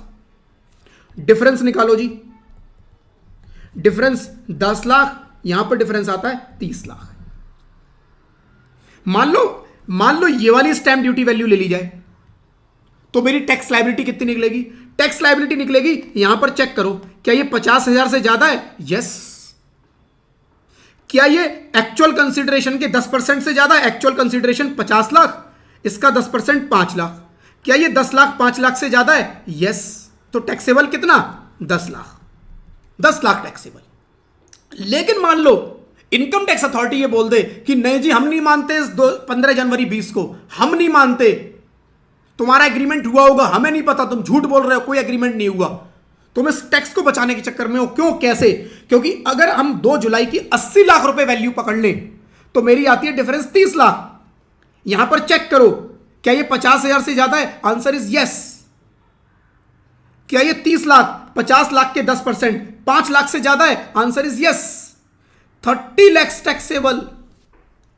बी रो पड़ा, बी के खून के आंसू आ गए। बी कहता है सर मेरा तो एग्रीमेंट हुआ है, मैं तो इस प्रॉपर्टी को 50 लाख में ही खरीदूंगा। ए कह रहा है भाई देखो मुझे क्या फर्क पड़ रहा है, तुम जो मर्जी करो। टैक्स किसको लगेगा? बी को। बी रो पड़ा बुरी तरह से, क्योंकि जो वो कह रहा है जी आप 10 लाख पर टैक्स ले लो, अथॉरिटी उससे कहती है हम तो 30 लाख पर टैक्स लेंगे, 20 लाख रुपए एक्स्ट्रा। और मान लो ये 30% की इनकम हो जाए तो 20 लाख पे 6 लाख रुपया उसको एक्स्ट्रा टैक्स देना पड़ जाएगा। तो यहां डेट बड़ी इंपॉर्टेंट है फ्रेंड्स, कि हम कौन सी डेट माने। ये डिस्प्यूट वाले केस थे, डिस्प्यूट वाले केस थे। एसएससी क्या बोल रहा है? एसएससी बोल रहा है सर 15 जनवरी एग्रीमेंट की डेट लो, क्योंकि वहां उसका फायदा है। डिपार्टमेंट बोल रहा है 2 जुलाई 2025, क्योंकि डिपार्टमेंट का यहां पर फायदा है, ज्यादा टैक्स कलेक्शन आएगा। ठीक है जी, सिचुएशन क्लियर है। क्या प्रॉब्लम है? क्लियर है। यस, बिगर प्रॉब्लम, बड़ी प्रॉब्लम। सॉल्यूशन क्या दिया? सॉल्यूशन दिया कि चलो एक काम करो, झगड़े को खत्म कर देते हैं, एक कंडीशन चेक करते हैं बस। अगर वो कंडीशन फुलफिल हो जाती है, अगर वो कंडीशन फुलफिल हो जाती है तो हम 15 जनवरी मान लेंगे। और वरना आपको 2 जुलाई के हिसाब से टैक्स देना पड़ जाएगा। कंडीशन क्या है? उन्होंने बोला जी आप कह रहे हो मेरा 15 जनवरी 2020 को अग्रीमेंट हुआ था। आप कह रहे हो ना ए और बी ने कि 15 जनवरी 2020 को मेरा एग्रीमेंट हुआ था। वो कह रहे हैं अगर एग्रीमेंट हुआ था तो आपने कुछ एडवांस दिया होगा। बी ने ए को कुछ एडवांस दिया होगा। एडवांस, उसने कहा क्या आपने एडवांस दिया है? अब बी फटाक से कह देगा हाँ जी दिया था कैश में, मैंने इसको 50,000 रुपए दिए थे। ए बोलेगा हाँ जी मैंने 50,000। कौन चेक कर रहा है 50,000 कैश? वो कहते हैं जी एडवांस कैश में नहीं होना चाहिए, एडवांस अदर देन कैश। अगर आपने कैश के अलावा इसको एडवांस दिया है तो हमें एंट्री दिखा दो, तुम्हारे बैंक में एंट्री होगी, दिखा दो बैंक में एंट्री। अगर तुमने अदर देन कैश उसको एडवांस दिया है तो इसका मतलब ये प्रूफ हो गया कि यस आपका एग्रीमेंट उस टाइम हो चुका था, और हम डेट मान लेंगे 2 जुलाई की। And if there is no advance, कोई एडवांस नहीं है, या फिर आप बोल रहे हो जी मैंने एडवांस दिया है कैश में, हम नहीं मानते कैश को, कोई एडवांस नहीं है, तब हम डेट मानेंगे 2 जुलाई 2025। तो अगर आपने कुछ एडवांस दिया है तो एग्रीमेंट की date, and if there is no advance तो एक्चुअल सेल की डेट, आज की डेट। ठीक है जी, क्लियर पॉइंट। मैं रिपीट कर देता हूं एक बारी। ए और बी के बीच में एग्रीमेंट हो गया 5 साल पहले, 3 साल पहले। उस टाइम स्टैंप ड्यूटी वैल्यू कुछ और थी। आज जब एक्चुअल रजिस्ट्री हो रही है, ड्यू टू सम रीजन 3 साल पहले रजिस्ट्री नहीं हो पाई, आज जब एक्चुअल रजिस्ट्री हो रही है तब स्टैंप ड्यूटी वैल्यू कुछ और हो गई। और इसका मैं एक आपको प्रैक्टिकल एग्जांपल देता हूं, प्रैक्टिकल बिल्कुल एग्जांपल देता हूं। आप अपनी, जो लोग शहरों में रहते हैं, आप अपने आसपास देखोगे काफी सारी बड़ी बड़ी सोसाइटीज बनती हैं। उस पूरी सोसाइटी को बनने में 3 से 4 साल, कई बार 5 साल 6 साल लग जाता है पूरी सोसाइटी बनने में।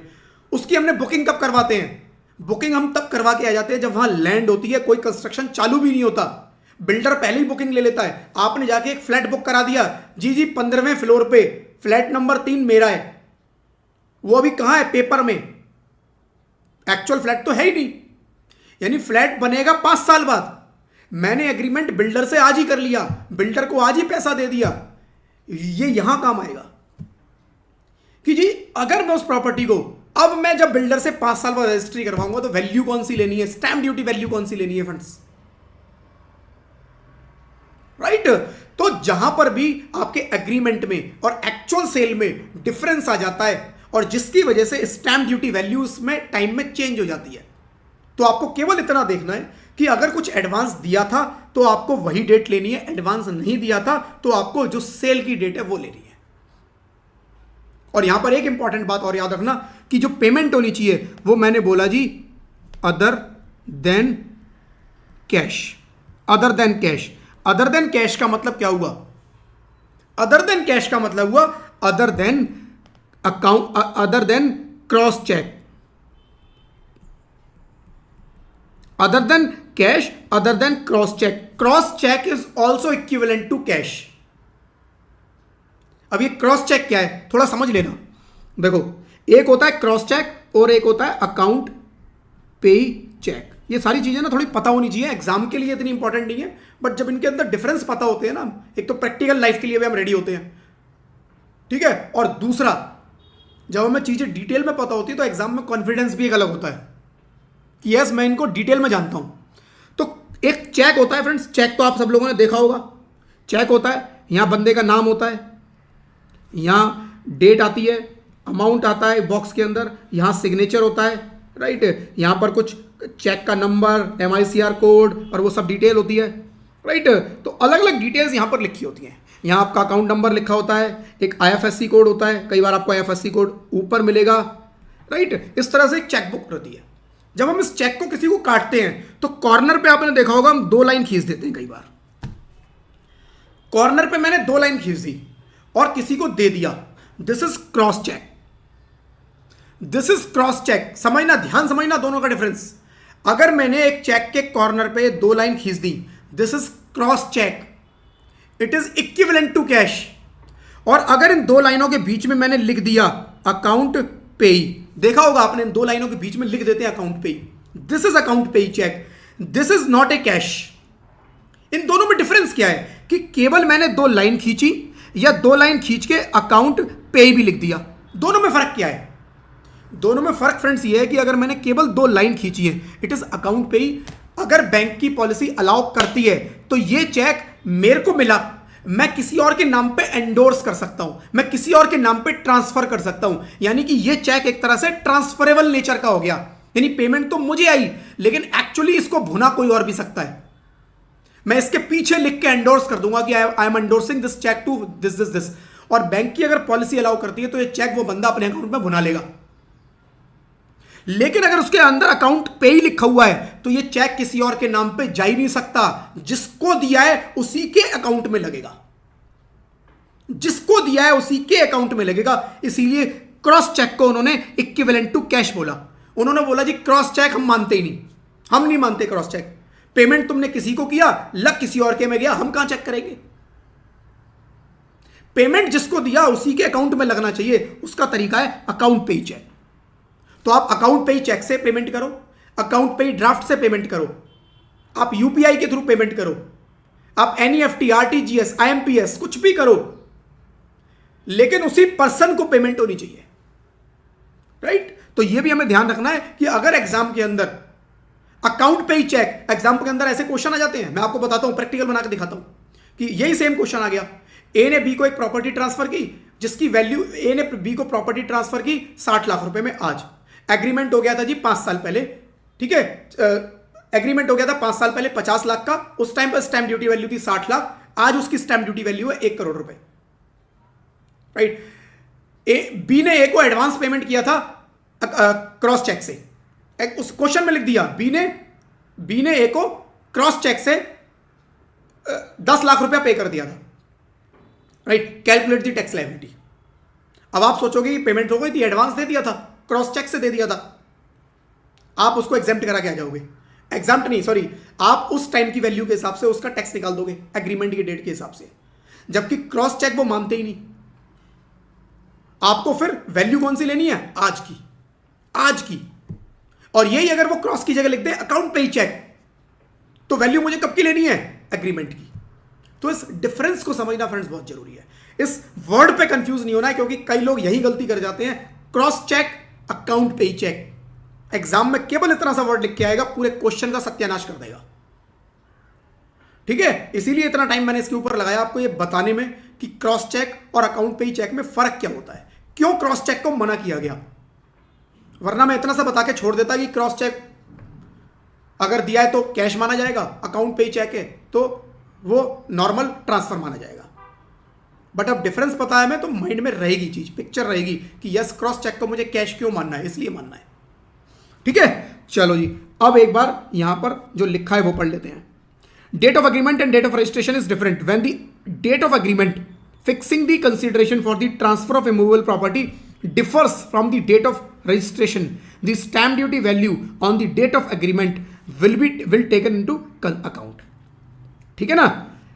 In such case, a part of consideration must have been paid through an account pay check, and account pay bank draft. या तो अकाउंट पे ही चेक से पेमेंट होनी चाहिए, अकाउंट पे ही ड्राफ्ट से होनी चाहिए, या इलेक्ट्रॉनिक क्लियरिंग सिस्टम से होनी चाहिए थ्रू ए बैंक अकाउंट और any other prescribed electronic mode.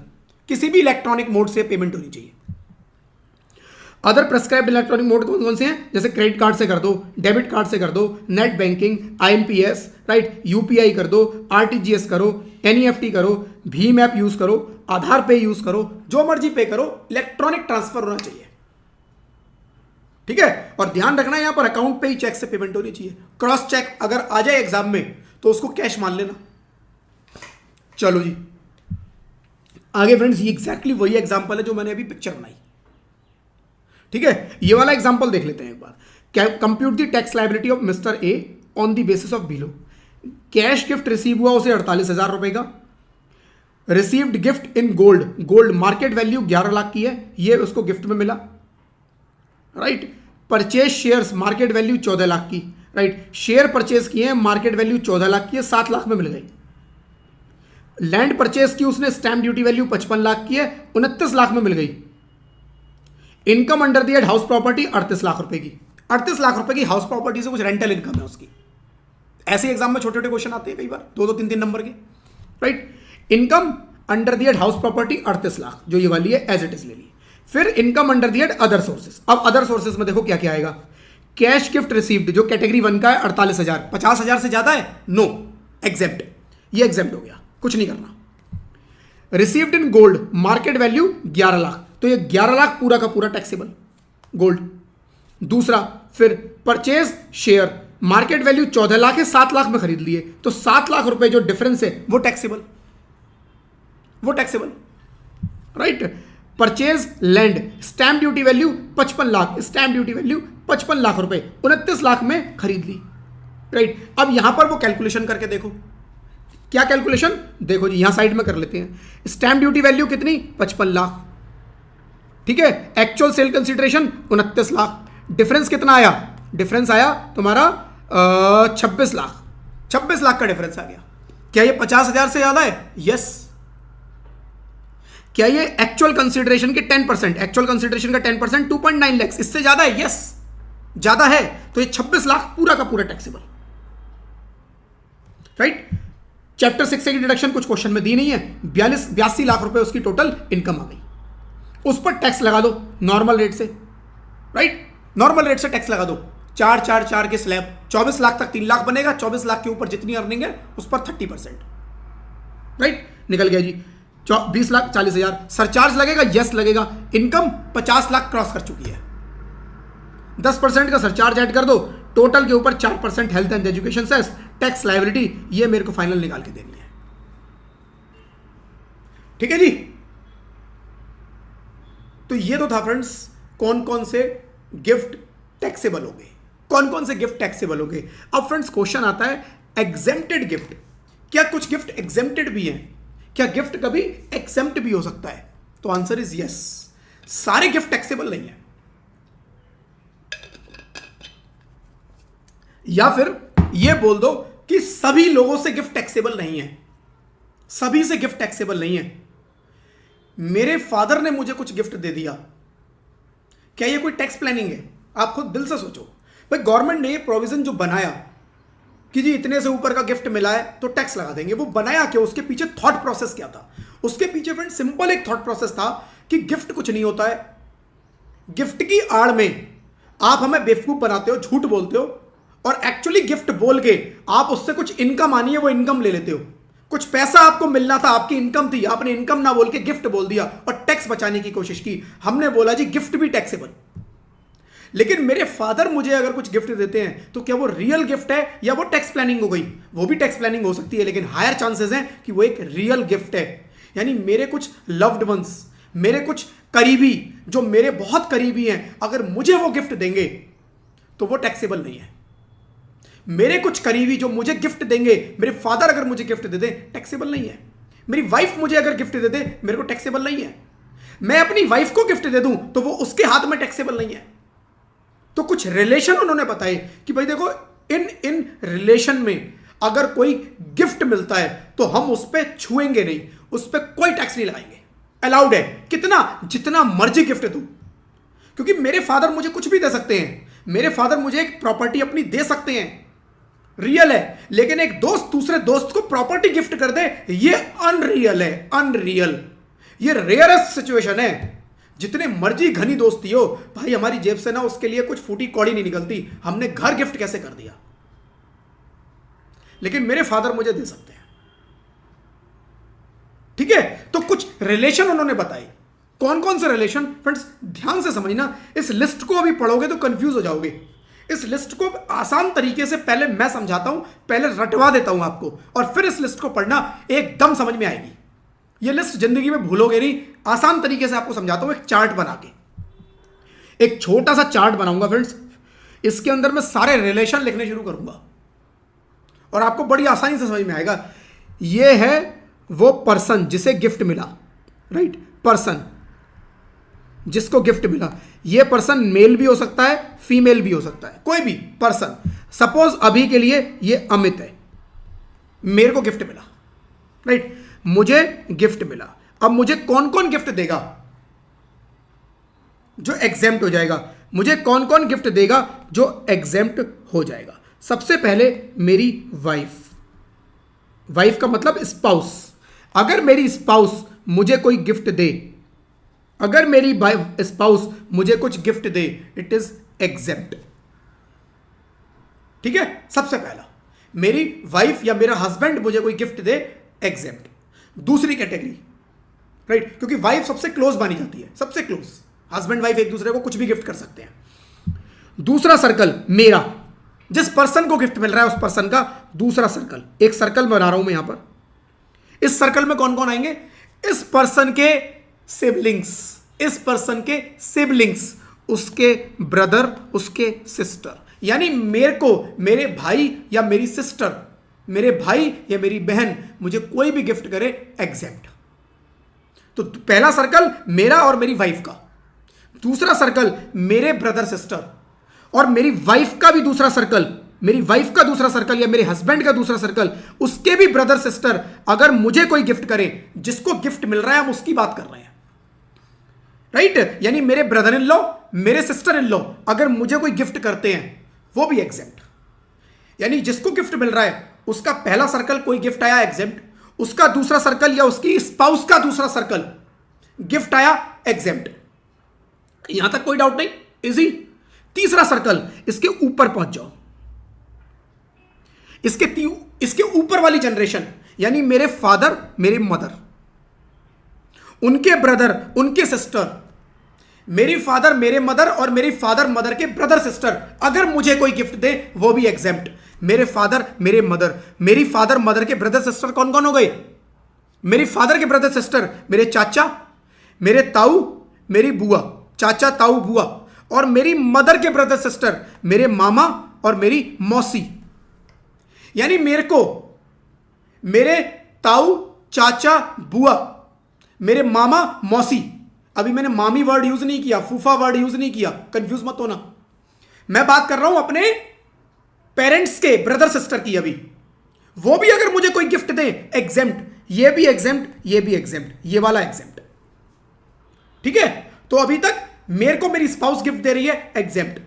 मेरे को ऊपर वाला मेरे सिबलिंग्स या मेरी वाइफ का ऊपर वाला मेरी वाइफ के सिबलिंग्स गिफ्ट दे रहे हैं, वो भी एग्जेम्प्ट। तीसरा, मेरे को मेरे फादर मदर या उनके ब्रदर सिस्टर गिफ्ट कर रहे हैं, वो भी एग्जेम्प्ट। लेकिन ये जो दूसरा सर्कल, जो ऊपर वाला सर्कल बनाया, ये वाला, ये मेरी वाइफ का नहीं बनेगा। ये सर्कल मेरी वाइफ का नहीं बनेगा, क्योंकि मेरी वाइफ के चाचा मुझे गिफ्ट करें, एग्जेम्प्ट नहीं होगा। इसलिए ये सर्कल वाइफ का नहीं बनाना। आप बोलोगे सर्कल बना तो दो, क्या वाइफ के मदर फादर से कोई गिफ्ट मिलेगा? वो भी अभी थोड़ी देर रुक जाना, बस मेरे ये सर्कल बनेंगे, मेरी वाइफ के ये सर्कल बनेंगे, इतने ही सर्कल है। ठीक है, इन सर्कल को अच्छे से समझ गए। अब इसमें बस ध्यान ये रखना है कि इसके बाद उन्होंने बोला जी, जो मेरा लीनियल असेंडेंट और लीनियल डिसेंडेंट। लीनियल असेंडेंट मतलब मेरे और ऊपर वाले।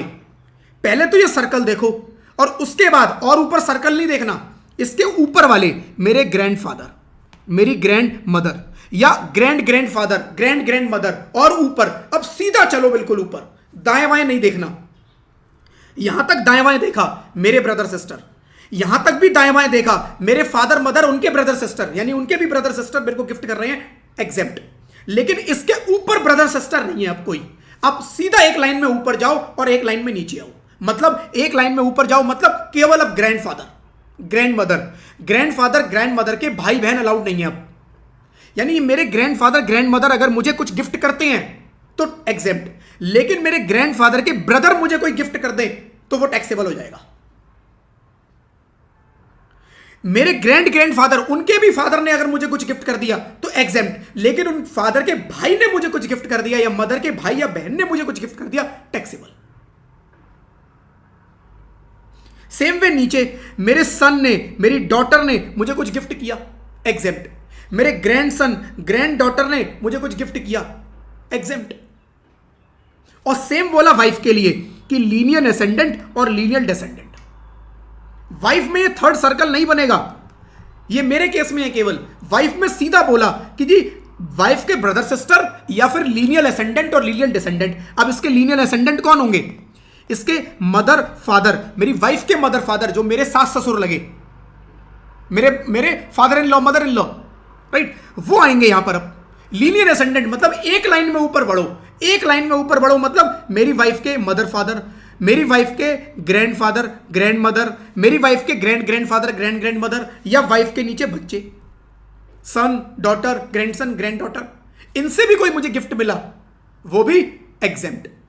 यानी मेरी वाइफ के चाचा ताऊ मामा मामी मुझे कोई गिफ्ट देंगे, मेरी वाइफ के चाचा मुझे कोई गिफ्ट दे दे, वो टैक्सेबल है क्योंकि वो कहीं फिट ही नहीं हुआ यहां पर। वाइफ के केस में तीसरा सर्कल बना ही नहीं, वाइफ के केस में तीसरा सर्कल ना बना के उन्होंने क्या बोला, लीनियर एसेंडेंट। लीनियर एसेंडेंट का मतलब क्या हुआ, एक लाइन में ऊपर देखो, फादर मदर कवर हो जाएंगे वाइफ के, लेकिन फादर मदर के ब्रदर सिस्टर कवर नहीं होंगे, बट मेरे फादर मदर के ब्रदर सिस्टर कवर हो रहे हैं। यहां तक कोई डाउट? रिपीट कर रहा हूं, रिपीट कर देता हूं क्योंकि इस लिस्ट में ना बड़ा कंफ्यूजन होता है लोगों को। मेरे को मेरी वाइफ गिफ्ट दे, एग्जेम्प्ट। मेरे को मेरे ब्रदर सिस्टर या वाइफ के ब्रदर सिस्टर गिफ्ट करें, एग्जेम्प्ट। मेरे को मेरे मदर फादर या उनके ब्रदर सिस्टर, एग्जेम्प्ट, लेकिन वाइफ के नहीं, वाइफ के नहीं। मेरे केस में ये दो गोले बनेंगे, वाइफ के केस में एक ही गोला बनेगा। मेरे केस में मैं दूसरी जनरेशन तक जाऊंगा, वाइफ के केस में मैं दूसरी जनरेशन पे जाना ही नहीं है, दूसरी जनरेशन नहीं देखनी, सेम जनरेशन बस रुक जाऊं वहीं। फिर लीनियर एसेंडेंट और डिसेंडेंट दोनों में है। लीनियर एसेंडेंट यानी कि फादर मदर तो यहां कवर हो गए, उसके ऊपर ग्रैंडफादर ग्रैंड मदर मेरे जिसको भी गिफ्ट मिल रहा है उसके, या ग्रैंडसन डॉटर सन ग्रैंडसन ग्रैंड डॉटर या वाइफ के, सब अलाउड है। ठीक है, फिर एक और बोला उन्होंने, फिर क्या बोला उन्होंने, फिर बोला जी देखो जितने भी ये हुए, जितने भी ये आए यहां पर, जितने भी लोग इसके अंदर कवर हो गए, जितने भी लोग इसके अंदर कवर हो गए, इनकी स्पाउस भी अगर मुझे गिफ्ट दे दे वो भी एग्जेम्प्ट। जितने भी लोग इस लिस्ट के अंदर कवर हुए, इनकी स्पाउस भी अगर मुझे कोई गिफ्ट दे दे वो भी एग्जेम्प्ट। इनकी स्पाउस कौन, मेरे मदर फादर के ब्रदर। कौन, मेरे मदर फादर के ब्रदर कौन, मेरे चाचा। मेरे चाचा की स्पाउस, मेरी चाची अगर मुझे कोई गिफ्ट दे वो यहां कवर हुई, यहां पर नहीं हुई थी मेरी चाची, मेरी चाची यहां के कवर हुई, क्योंकि लास्ट लाइन में उन्होंने लिखा कि जितने भी ये लोग हैं इनकी स्पाउस भी अगर गिफ्ट दे दे तो वो भी एग्जेम्प्ट। यानी मेरे चाचा की वाइफ चाची यहां कवर होती हैं, वो भी एग्जेम्प्ट। मेरे ताऊ की वाइफ मेरी ताई वो मुझे गिफ्ट दे दे यहां कवर होगी, एग्जेम्प्ट। मेरी बुआ के हस्बैंड फूफा अगर मुझे कोई गिफ्ट दे दे यहां कवर होंगे, एग्जेम्प्ट। मेरे मामा यहां कवर है लेकिन मेरी मामी यहां कवर होगी, एग्जेम्प्ट। मेरी मौसी यहां कवर है लेकिन मेरे मौसा यहां कवर होंगे, एग्जेम्प्ट। राइट, इसका मतलब मेरे चाचा चाची ताऊ ताई कोई भी मुझे गिफ्ट दे, एग्जेम्प्ट। यानी पहले सर्कल में उनके स्पाउस सब देख लो। ठीक है, ये लिस्ट इस तरह से याद रखना। अब एक बार वो जो लिखा है ना वो पढ़ लो, एक बार जो लिखा है फ्रेंड्स एग्जैक्टली यही लिखा है, इसी सीक्वेंस में लिखा है। Spouse of the individual, wife covered. Brother sister of individual, मेरे brother sister. Brother sister of spouse of individual, ये भी कवर, क्योंकि एग्जाम में ना ऐसी सिचुएशन को रिलेशन पकड़ा देंगे आपको कि इससे गिफ्ट मिला। अब आप डिसाइड करो इस लिस्ट के हिसाब से कि एग्जेम्प्ट होगा टैक्सेबल होगा। Right, spouse brother sister spouse के। फिर ब्रदर और sister either of the parents of individual, मेरे पेरेंट्स के ब्रदर और सिस्टर, मेरे पेरेंट्स के ब्रदर और सिस्टर, मेरे चाचा ताऊ बुआ मौसी और मामा। अभी चाची कवर नहीं हुई, ताई कवर नहीं हुई अभी तक, अभी तक चाची ताई कवर नहीं हुई, अभी तक फूफा कवर नहीं हुए, मौसा कवर नहीं हुए। राइट, एनी लीनियर एसेंडेंट और डिसेंडेंट ऑफ इंडिविजुअल, मेरे ऊपर वाले और मेरे नीचे वाले, यानी मेरे ग्रैंडफादर ग्रैंड मदर या उनके grandfather grand mother grand grandfather grand grand mother. Right, या फिर एनी लीनियर एसेंडेंट और descendant of spouse of individual. Brother, देखो स्पाउस के पेरेंट्स बोले ही नहीं कहीं पर, स्पाउस के पेरेंट्स कहीं नहीं बोले, स्पाउस के सीधा बोला लीनियर एसेंडेंट और डिसेंडेंट। स्पाउस के लीनियर एसेंडेंट में उसके मदर फादर भी आएंगे, क्योंकि मेरे उस स्पाउस के ऊपर जाओ सीधी लाइन में। ठीक है, और spouse of person referred into B to F, इस बी से लेकर इस एफ तक जितने भी लोग हैं इनकी अगर कोई स्पाउस है वो यहां कवर हुए लास्ट में आके। कौन, मेरे मौसा, मेरे फूफा, मेरी चाची ताई, ये सब यहां कॉलम जी में कवर हुए, क्लॉज जी में कवर हुए। ठीक है, तो एक बार इस लिस्ट को अच्छे से देख लेना। सिंपल फ्रेंड्स, ये ध्यान रखना है, देखो इस पिक्चर को याद रखना, कभी जिंदगी में नहीं भूलोगे कि मैं अपने केस में दो गोले बनाऊंगा, एक अपनी जनरेशन और एक अपने से ऊपर वाली जनरेशन, बस। ठीक है, और वाइफ के केस में केवल एक उसकी जनरेशन का गोला बनेगा। वाइफ के केस में उसके ब्रदर सिस्टर, मेरे केस में मेरे ब्रदर सिस्टर, साथ में मेरे ऊपर वाली जनरेशन मतलब मेरे फादर मदर और उनके सिबलिंग्स ब्रदर सिस्टर, वो भी काउंट करूंगा। उसके बाद सीधा है लीनियर असेंडेंट और लीनियर डिसेंडेंट, दोनों के केस में वही दिखने हैं। और उसके बाद इन पूरे को एक गोले में डाल दो, इनके स्पाउस, इनके हस्बैंड और इनके वाइफ, वो भी इनके हस्बैंड और इनके वाइफ, केवल उनके बच्चे मत कवर कर देना। क्वेश्चन आ जाए कि मेरी बुआ के बच्चों ने मुझे गिफ्ट दिया, मेरी बुआ के बच्चों ने गिफ्ट दिया, मेरे बुआ के बच्चे कहीं कवर नहीं हो रहे। फूफा कवर हो रहे हैं, फूफा यहां कवर हो गई, बुआ यहां कवर हो गई, बुआ के बच्चे कहीं कवर नहीं हुए। एग्जाम में आ सकता है बुआ के बच्चों से गिफ्ट मिला 50 लाख रुपए का, निकालो टैक्सेबिलिटी, पूरा टैक्सेबल हो जाएगा। ठीक है, चलो जी। तो ये फ्रेंड्स कंफ्यूजिंग होता है थोड़ा कई बार, इसको प्लीज ध्यान से देख लेना, प्लीज इसको ध्यान से देख लेना। ठीक है, कुछ और भी आइटम दिए हुए हैं जो कि एग्जेम्प्ट होते हैं। इंपॉर्टेंट पॉइंट ज्यादा ये था जिसके अंदर कंफ्यूजन होते हैं, बाकी तो आपको याद करने हैं। क्या है, any individual has received any gift from the person any amount on the occasion of his marriage. कह रहा है मैरिज पे अगर कोई गिफ्ट मिला तो वो एग्जेम्प्ट है। तो गवर्नमेंट कहती है जी देखो, मैरिज जो है आपकी लाइफ का एक स्पेशल डे है जो आपकी लाइफ में केवल एक ही बार आना है। शादी एक ही बार होती है। अभी कुछ लोग हो सकता है उठ के आ जाए, कहते हैं नहीं जी 2 बार भी हो सकते हैं, वो किसी किसी की होती है। देखो 2 बार हर एक के नसीब में नहीं होती। ठीक है, ठीक है, तो नॉर्मली शादी एक बार होती है, ये अजम्पशन ली गई है। और आपकी लाइफ में उस एक दिन, मैरिज वाले दिन जितने गिफ्ट मिलेंगे फुल्ली एग्जेम्प्ट। कह रहे हम कोई टैक्स नहीं लगाएंगे। ठीक है, मैरिज पे कोई भी गिफ्ट मिला फुल्ली एग्जेम्प्ट। लेकिन गिफ्ट जो मिलना चाहिए वो मुझे मिलना चाहिए। अगर मेरी शादी है, मेरे पेरेंट्स को, मेरे भाई बहनों को अगर कुछ गिफ्ट मिले वो उनके हाथ में टैक्सेबल हो जाएंगे, क्योंकि शादी उनकी नहीं है, शादी मेरी है। जो मुझे गिफ्ट मिलेंगे वो एग्जेम्प्ट होंगे। मेरे कोई रिलेटिव है उनको गिफ्ट मिलेंगे, वो उनके हाथ में टैक्सेबल हो जाएंगे। ठीक है जी। If any person has received any gift under the will inheritance it will be exempt. Will inheritance, भाई कोई बंदा मरते मरते मेरे नाम पे एक वसीयत बना गया, मेरे नाम पे एक वसीयत बना गया, क्यों बना गया होगा कोई रीजन, मेरा नाम लिख गया अपनी वसीयत में जी ये प्रॉपर्टी इसकी, अब मुझे वो मिल गई। इसमें कोई टैक्स प्लानिंग नहीं है। गवर्नमेंट जो टैक्स लगा रही है वो टैक्स प्लानिंग पे लगा रही है। जो तुम गड़बड़ करते हो, टैक्स को चोरी करने की कोशिश करते हो, टैक्स प्लानिंग भी नहीं, टैक्स इवेजन। एक्चुअली आप टैक्स की जो चोरी करते हो उसको रोकना है। बंदा बेचारा मरते मरते विल लिख के गया है और विल में तुम्हें दे गया, अपनी वसीयत तुम्हारे नाम कर दी, यानी कोई प्लानिंग नहीं है, वो रियल ट्रांसफर है। वो कह रहे हैं कोई गिफ्ट नहीं है, no gift tax. In contemplation of death of payer of donor और पेयर और डोनर। कंटेम्पलेशन ऑफ डेथ का मतलब क्या हुआ, बंदा कोई पता है कि जी वो मरने वाला है, उसको पता है उसको 3rd 4th स्टेज का कैंसर है, उसे पता है वो बंदा ज्यादा नहीं जिएगा। उसने क्या किया, एक बंदा है उसकी बहुत सेवा करता है, राइट। वो एक घर में रहता था, बंदा अकेला रहता था, उसको पता है अब ज़्यादा लाइफ बची नहीं है, कैंसर हो चुका है, मर जाऊंगा किसी भी दिन। उसके बच्चे अमेरिका रहते हैं, अमेरिका चले गए उसे छोड़ के, जैसे तैसे यहाँ जी रहा है। एक उसका पड़ोसी है, वो बेचारा उसकी सेवा करता है, उसकी दवाइयाँ पहुँचवा देता है, खाना वाना पहुँचवा देता है, अपना बनाता है, उसका भी बना देता है, डॉक्टर के ले जाना है ले जाता है। पिछले 5-7 साल से वो उसकी सेवा कर रहा है। बच्चे फ़ोन करके ये भी नहीं पूछते कि पिताजी कैसे हो। वो बंदा अंदर से बहुत दुखी है। अब उसे पता है मैं मरने वाला हूं। उसने क्या किया, उसने कहा ये प्रॉपर्टी बच्चों को नहीं दूंगा, बच्चे तो पूछते भी नहीं। उसने उस पड़ोसी के नाम पे वो प्रॉपर्टी कर दी कि भाई मेरे मरने के बाद ये प्रॉपर्टी इस बंदेगी, इन कंटेम्पलेशन ऑफ डेथ। या ये प्रॉपर्टी आज ही मैं इसको देता हूं, इन कंटेम्पलेशन ऑफ डेथ, कि जी बंदा मरने वाला है और उसने एक प्रॉपर्टी दूसरे को ट्रांसफर कर दी। क्या है, रियल ट्रांसफर है, कोई टैक्स प्लानिंग नहीं है इसके अंदर, एग्जेम्प्ट।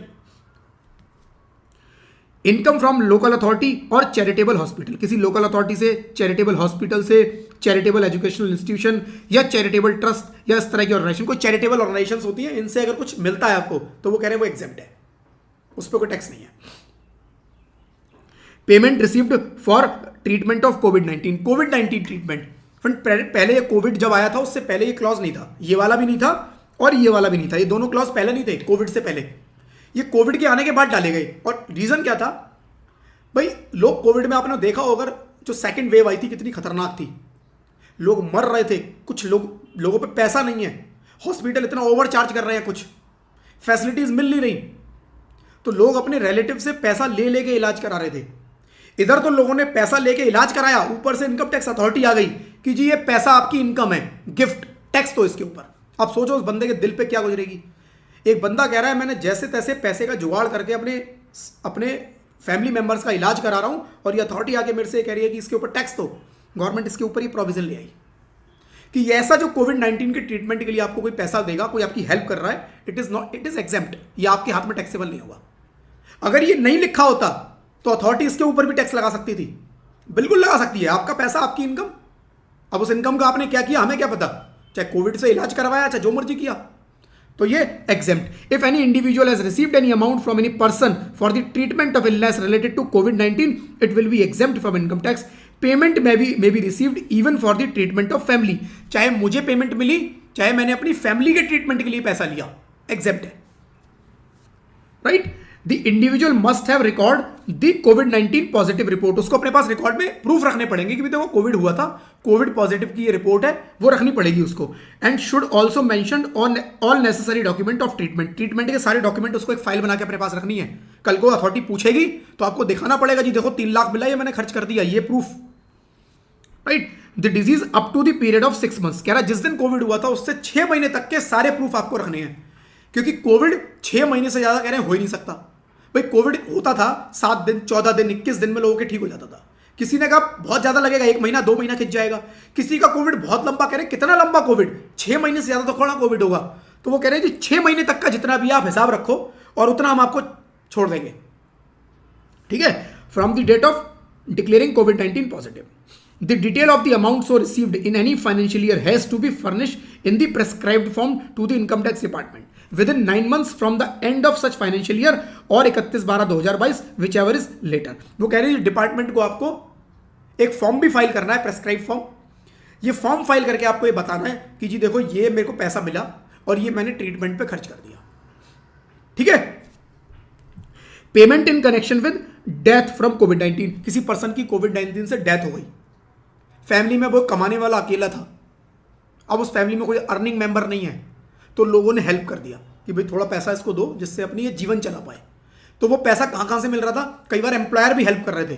काफ़ी बड़ी कंपनीज ने अपने एम्प्लॉय की फैमिली को सपोर्ट किया जहां पर एम्प्लॉयज की डेथ हो गई थी ड्यू टू कोविड, राइट। बहुत बुरा वक्त था वो, लोगों ने काफ़ी हेल्प किया। इनकम टैक्स ने बोला ठीक है कोई किसी की हेल्प कर रहा है हम उस पर टैक्स नहीं मांगेंगे, तो उन्होंने ये प्रोविजन डाल दिया कि पेमेंट अगर आपको होती है डेथ के केस में कोविड-19 की, तो if a member of the family of disease person has received, right, member of family यानी फैमिली का कोई भी मेंबर पर्सन चला जाता है और फैमिली का मेंबर उसके बदले में कुछ पैसा रिसीव करता है, किससे, from the employer the disease person any amount, employer जो मर्जी अमाउंट दे दे, 10 लाख, 15 लाख, 20 लाख, 1 करोड़, 2 करोड़, जो दे दे, एग्जेम्प्ट। दूसरा, अगर किसी और पर्सन से मिलता है, एम्प्लॉयर के अलावा कोई और अगर आपको दे रहा है तो नॉर्मली तो देगा नहीं, वो कहते हैं देगा तो कुछ छोटा मोटा दे देगा, तो वो कह रहे हैं जी 10 लाख तक, to the extent such aggregate of sum does not exceed 10 lakh, पूरे साल में टोटल आपको जो मिला, टोटल जो आपको मिला कोविड-19 की वजह से 10 लाख तक जो मिलेगा वो एग्जेम्प्ट, उसके ऊपर टैक्सेबल। कह रहे हैं एम्प्लॉयर जितना मर्जी दे, एम्प्लॉयर के अलावा अगर कोई दे रहा है तो टोटल 10 लाख से ऊपर ना हो, 10 लाख तक है तो एग्जेम्प्ट, 10 के ऊपर जितना बैलेंस होगा वो टैक्सेबल हो जाएगा, 10 के ऊपर वाला पोर्शन टैक्सेबल, ठीक है। Where the cause of death such person is illness due to COVID-19, it will be exempt from income tax, but the payment is received within 12 months from the date of death। जिस दिन death हुई है उसके 12 महीने तक payment आ जानी चाहिए, क्योंकि कोविड की वजह से कोई पेमेंट करेगा, ये थोड़ी ना कोई बंदा ये कहेगा जी कोविड की वजह से 2 साल पहले डेथ हो गई थी, तुम आज मेरी तरफ से ये रख लो। जिसको हेल्प करनी है वो डेथ के फौरन बात करेगा। भाई अगर मुझे किसी की हेल्प करनी है, बंदा आज परेशान है, मैं थोड़ी ना 4 साल बाद उसकी हेल्प करूंगा, 3 साल बाद उसकी हेल्प करूंगा, मैं आज उसकी हेल्प करूंगा, उसे आज पैसे की जरूरत है।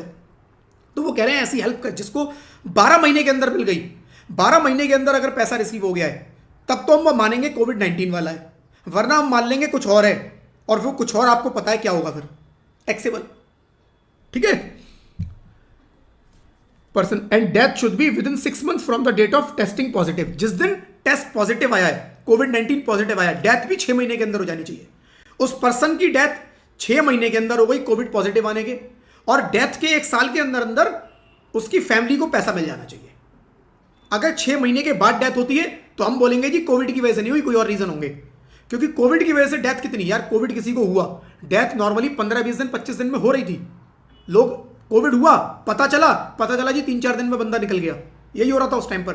लेकिन गवर्नमेंट ने फिर भी यहां पर 6 महीने का टाइम रखा है कि कोविड-19 के, कोविड आपको हुआ उसके 6 महीने के अंदर भी उस पर्सन की डेथ हो गई और 1 साल के अंदर उस बंदे को पैसा मिल गया, तो हम बोलेंगे जी ये सब कोविड की वजह से है, एग्जेम्प्ट हो जाएगा। कितना? एम्प्लॉयर से एनी अमाउंट, किसी और से 10 लाख तक।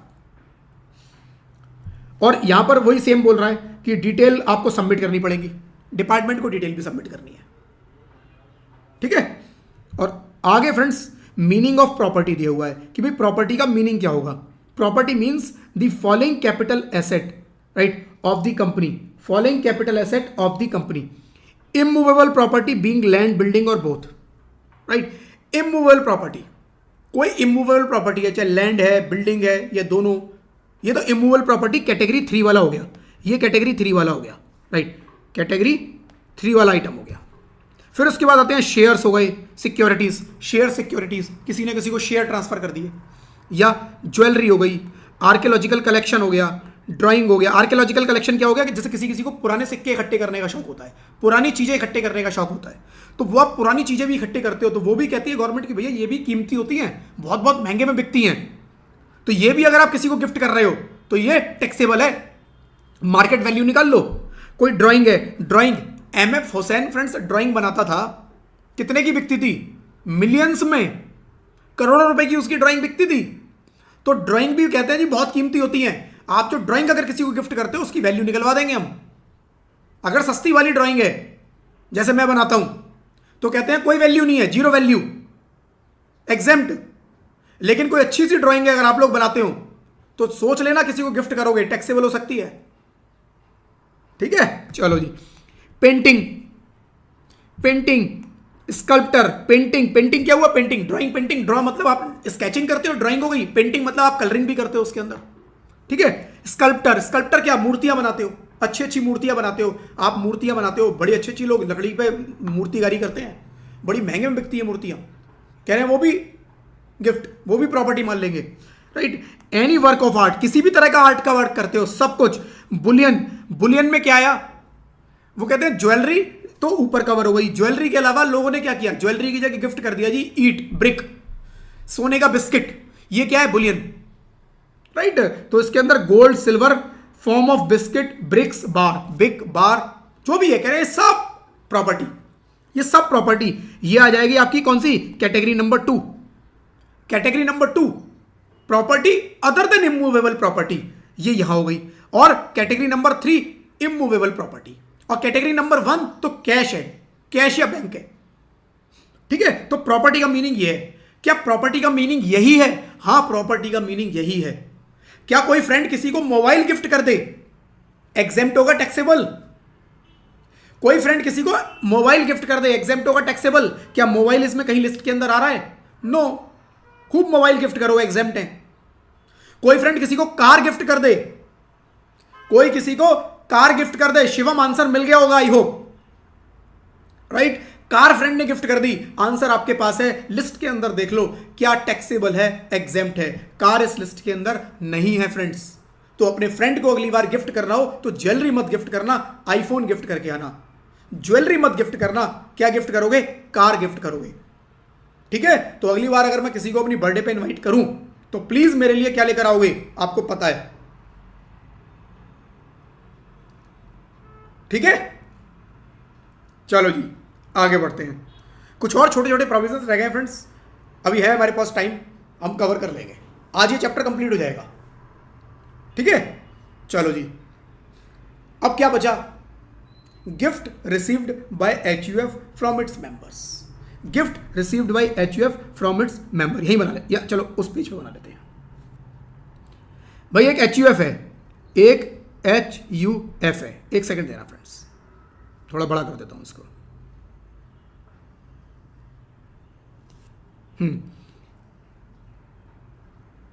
हाँ जी, gift received by HUF, HUF के 3 मेंबर, ए की वाइफ बी और ए का एक बेटा सी, राइट। ए HUF का क्या है? कर्ता। ए HUF का कर्ता है। ए ने अपनी HUF को 25 लाख रुपए का एक घर था, वो गिफ्ट कर दिया कि इस घर को तुम रखो, यहां से हम अपना काम करेंगे। एग्जेम्प्ट की टैक्सेबल? Exempt, fully exempt.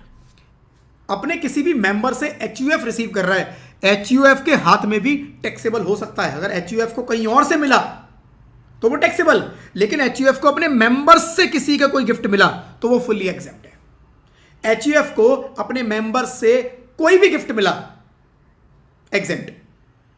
ठीक है जी, चलो पढ़ लो इसे।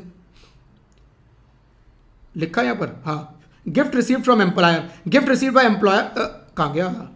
Received by HUF। If any HUF Hindu individual family has received any gift from its member, it will be exempt from income tax. One HUF received cash gift of 10 lakh from its member, it will be exempt from tax. If HUF has given gift to member, it will be taxable. अगर member को HUF ने gift कर दिया, right, member को HUF ने gift कर दिया, करता ए ने HUF को 25 लाख रुपए का घर, 25 लाख रुपए की जगह, 25 लाख की प्रॉपर्टी, 25 लाख रुपए कैश, 25 लाख रुपए बैंक ट्रांसफर, जो मर्जी किया, HUF के केस में एग्जेम्प्ट। HUF ने बी को एक 10 लाख रुपए का, राइट, चेक दे दिया गिफ्ट में, it is taxable. It is taxable in the hand of B. वो कह रहा है आप HUF को गिफ्ट दो, हमें कोई दिक्कत नहीं है, लेकिन HUF अगर आपको गिफ्ट देगी तो वो टैक्सेबल है। ठीक है, चलो जी। Then stock in trade. Stock in trade क्या है फ्रेंड्स? देखो समझना बात को, एग्जांपल के साथ बता देता हूं। भाई एक है ए, इस बंदे का काम है किसका? ज्वेलरी का। इस बंदे का बिजनेस है ज्वेलरी का। ज्वेलरी का ये बंदा बिजनेस करता है, ज्वेलर है बहुत बड़ा, सर्राफा बाजार में इसकी बहुत बड़ी ज्वेलरी की दुकान है। ये डेली ज्वेलरी खरीदता है, डेली ज्वेलरी बेचता है। एक बंदा भी इसके पास आया जरूरतमंद, उसके पास 25 लाख रुपए की ज्वेलरी थी, इसने ये ज्वेलरी इससे 15 लाख रुपए में खरीद ली, मौके का फायदा उठा के। एथिकली तो इसने गलत किया, बट इनकम टैक्स कहता है एथिक्स का हमें नहीं पता, एथिक्स को रख दो साइड में। 25 लाख की तुमने ज्वेलरी 15 लाख में खरीदी, देखने में लग रहा है जो 10 लाख का डिफरेंस है टैक्सेबल, लेकिन यहां पर बोला कि एक पर्सन का बिजनेस है और उसने ये ज्वेलरी जो खरीदी है वो इस ज्वेलरी का क्या करेगा? वो अपने बिजनेस में इसको सेल कर देगा। यानी ये ज्वेलरी जो इसने खरीदी वो क्या है? Stock in trade. Stock in trade, वो इसका स्टॉक इन ट्रेड है। अगर ज्वेलरी खरीदी स्टॉक इन ट्रेड तो वो कह रहा है ये 10 लाख रुपए एग्जेम्प्ट है, इस 10 लाख पे हम टैक्स नहीं लगाएंगे। अब आप बोलोगे क्यों नहीं लगाओगे जी? जो मर्जी किस मर्जी से खरीदे, इससे क्या फर्क पड़ता है? सस्ते में तो खरीदी, गवर्नमेंट कह रही है इसके ऊपर अपने आप टैक्स लग जाएगा, इसके ऊपर अपने आप टैक्स लग जाएगा। कैसे लगेगा देखो। अब ये क्या करेगा? मान लो इसके पास ये 15 लाख की ज्वेलरी है और कुछ नहीं है, इसने 25 लाख की ज्वेलरी 15 लाख में ही खरीदी। अब ये अपने बिजनेस का P&L बनाया, इसने सेल कर दिया इस ज्वेलरी को। कितने का सेल किया जी? 40 लाख रुपए का। इसने उस पर कुछ काम किया, बनाया, उसको शेप दिया, 40 लाख में सेल कर दिया। खरीदी कितने की थी? परचेज थी जी 15 लाख की। मान लो और कोई खर्चा नहीं हुआ इसका, 15 लाख पे इसने कुछ किया बिना खर्चा किए और 40 लाख में बेच दी। इसका प्रॉफिट कितने का आया? 25 लाख का। क्या ये 25 लाख में जो 10 लाख रुपए का एक्स्ट्रा प्रॉफिट है वो इसमें इंक्लूडेड है कि नहीं है? वो कह रहे हैं ये 25 लाख रुपए बिजनेस प्रोफेशन में टैक्सेबल हो जाएगा, अपने आप हो जाएगा, हमें कुछ करने की जरूरत नहीं है, क्योंकि ये बंदे की अब परचेज सस्ती हो गई, सस्ते में माल खरीद लिया, इसका मार्जिन प्रॉफिट अपने आप बढ़ जाएगा उतने से, और अपने आप ये बिजनेस प्रोफेशन में जाके टैक्सेबल होगा। इसीलिए हमें अभी गिफ्ट पे 10 लाख पे टैक्स लगाने की जरूरत नहीं है। अगर हम अभी 10 लाख गिफ्ट पे टैक्स लगा दें, अगर अभी 10 लाख टैक्स लगा दें तो इसकी जो परचेज वैल्यू है वो 15 लाख नहीं फिर 25 लाख हो जाएगी, क्योंकि 10 पे तो ऑलरेडी टैक्स लगा दिया। आप तो कह रहे हो जी 25 में खरीदा था तो 25 हो गई परचेज, तो उस केस में मेरी प्रॉफिट जो होगा वो 15 लाख रह जाएगा। वो कह रहे हैं जी चीजों को कॉम्प्लेक्स क्यों करें, क्यों कॉम्प्लेक्स करें कि जी 10 लाख रुपए पहले गिफ्ट पे टैक्स दो, अदर सोर्सेस 15 लाख रुपए बिजनेस में दो।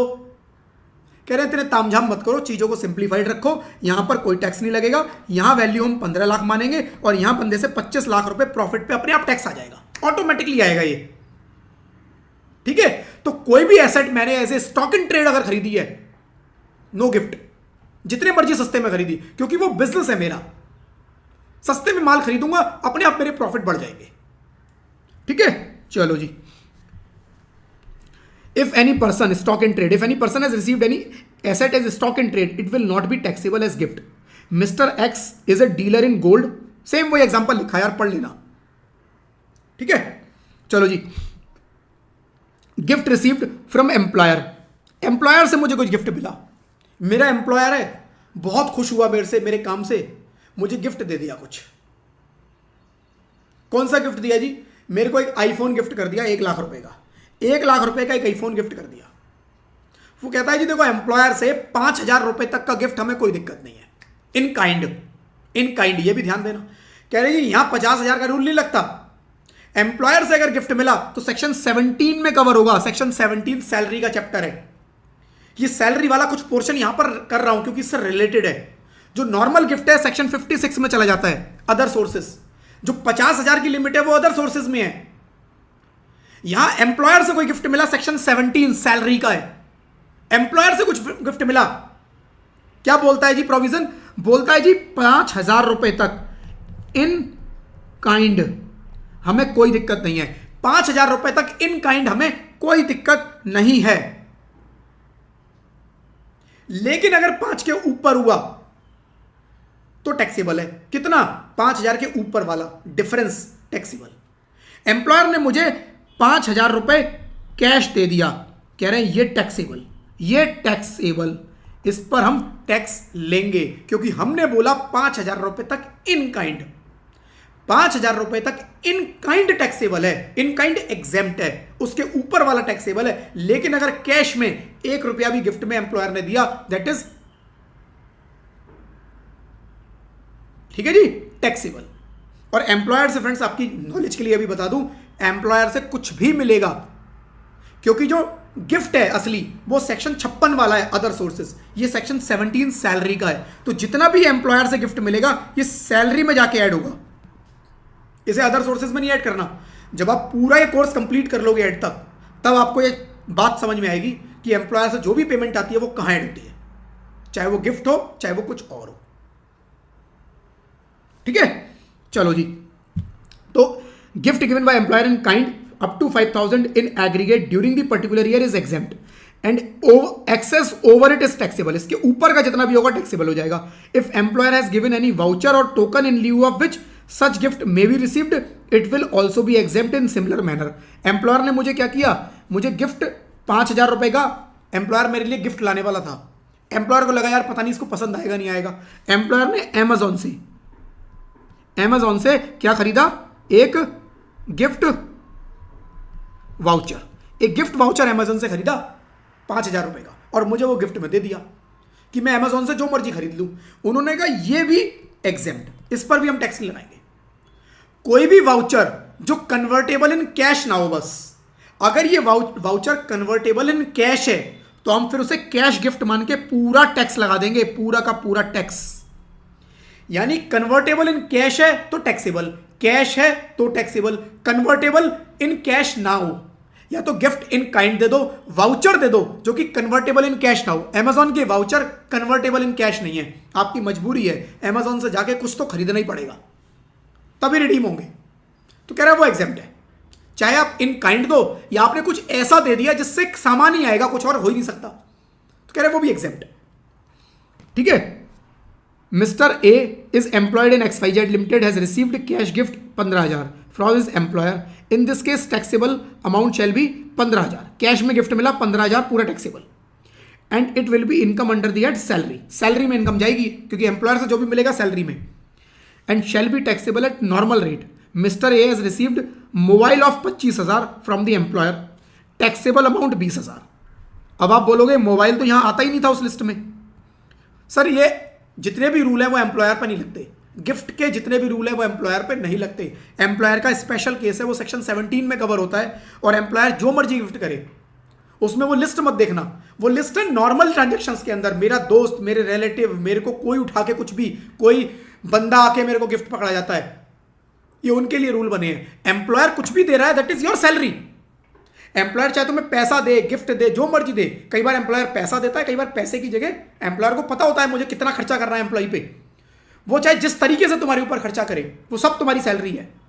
बस गिफ्ट के केस में 5,000 की छूट दे दी इन काइंड। ठीक है। Gift received in connection with business और प्रोफेशन। एक बंदे का केस लग गया जी, मैं सीए, एक बंदे का केस लग गया स्क्रूटनी में। इनकम टैक्स डिपार्टमेंट ने उससे 25 लाख रुपए की डिमांड निकाल दी, 20 लाख रुपए की डिमांड निकाल दी कि भाई आपकी टैक्स की लायबिलिटी बनती है 20 लाख की, 20 लाख रुपए का टैक्स दो। बेचारे को हार्ट अटैक आते आते बच गया। क्या था, 20 लाख। रोता हुआ बिलखता हुआ मेरे पास आया कि सर देखो ये। मैंने उसका पूरा केस स्टडी किया। मैंने कहा ये लायबिलिटी तो गलत है तुम्हारी, मैं इसको रिवर्स करवा दूंगा। मैंने डिपार्टमेंट में उससे फीस तय की। उसने कहा फीस कितनी लोगे? मैंने कहा जी 50,000 मेरी फीस होगी, 50,000। उसने कहा एग्री। उसने कहा आप ये अगर हटवा दो मैं 50,000 रुपये आपको पे कर दूंगा। ठीक है। मैंने 3 4 5 हियरिंग हुई वहां पर। मैं गया और मैंने उनको समझाया सर देखो ये गड़बड़ हुई है, ये है। वो समझ गए। उन्होंने इस ऑर्डर को रिवर्स कर दिया। 20 लाख की उसकी लायबिलिटी रिवर्स, लायबिलिटी अब 0। मैंने ऑर्डर ला के उस बंदे को दे दिया। उसने 50,000 रुपये मुझे पे कर दिए। ये तो 50,000 मेरी प्रोफेशनल रिसीट है। बट वो बंदा बहुत ज्यादा खुश हो गया। उसने कहा यार बंदे ने मेरा 20 लाख का फायदा कराया है, 50,000 रुपये फीस तो कुछ भी नहीं है, मेरे को तो हार्ट अटैक आते आते बचा। वो बाहर से आते आते मेरे लिए क्या किया, एक मेरे लिए स्कूटी एक्टिवा बैठ कर आया, उस पर नई रिबन लगी हुई, और मेरे को कहता है सर ये 50,000 का चेक और एक नीचे छोटा सा गिफ्ट आपके लिए और खड़ा है। स्कूटी एक्टिवा कितने की जी? 1 लाख रुपए की। वो मेरे को गिफ्ट कर गया खुश होके। क्या एक्चुअल में आप बताओ, दिल से बताओ, क्या वो मेरे को एक्चुअल में वो कोई गिफ्ट दे के गया है? एक्चुअली उसे ये लगा कि जो मैंने उसको सर्विस दी है और उसके बदले में जो मैंने फीस चार्ज की है, ये फीस बहुत कम है। इस बंदे ने मेरा बड़ा सस्ते में काम कराया है, फीस इसकी ज्यादा होनी चाहिए थी, इसने कम पैसे में इतना फायदा करा दिया, फीस कम है, इसको मैं कुछ और दे देता हूं। तो 50,000 रुपए मेरी फीस जो मैंने एग्री की थी, साथ में मेरे को गिफ्ट दे गया। तो गवर्नमेंट सिंपल बोलती है भैया देखो कोई किसी को गिफ्ट नहीं देता, बिजनेस में प्रोफेशन में कोई किसी को गिफ्ट नहीं देता। अगर वो आपको गिफ्ट दे रहा है इसका मतलब वो समझता है, वो ये मानता है कि आपने जो फीस उससे चार्ज की है, जो उससे पैसा लिया है वो कम लिया, उसकी बदले में जो शॉर्टफॉल है वो उसको पूरा करके जा रहा है, वो शॉर्टफॉल को पूरा करके जा रहा है, बदले में आपको एक गिफ्ट देके जा रहा है। तो ये गिफ्ट आपकी फीस है और ये टैक्सेबल होगी कहां? बिजनेस प्रोफेशन में। बिजनेस प्रोफेशन की जो रिसीट है वो आपकी 50,000 की नहीं होगी, 50 प्लस 1 1.5 लाख की होगी, 1.5 लाख की आपकी रिसीट मानी जाएगी। This is also gift but it is taxable under the head business profession. Section 28 deal करता है। सेक्शन 28 है बिजनेस प्रोफेशन का, सेक्शन 28 बिजनेस प्रोफेशन का, right. The value of any benefit और परक्यूजिट। बेनिफिट और परक्यूजिट, परक्यूजिट मतलब कोई facility दे दी मुझे। यहां पर उसने 1 लाख का स्कूटी ना देके वो मेरे को एक अपने उसके होटल्स थे, अपने होटल, वो एक मेरे को होटल का वाउचर दे गया जी, सर 5 नाइट आप मेरे 5 स्टार होटल में रुकना। एक रात 20,000 रुपए वहां पे बुकिंग की कीमत थी, 1 लाख रुपए का वाउचर मेरे को पकड़ा गया कि सर मेरे होटल में 5 नाइट आप अपनी फैमिली के साथ आके रुकना, आपने बड़ी अच्छी सर्विस दी। तो चाहे वो मुझे गिफ्ट देके जाए, चाहे मुझे कोई परक्यूजिट कोई फैसिलिटी दे जाए, वो भी एक टैक्सेबल कहां? अंडर सेक्शन 28 बिजनेस प्रोफेशन में इनकम बन जाएगी।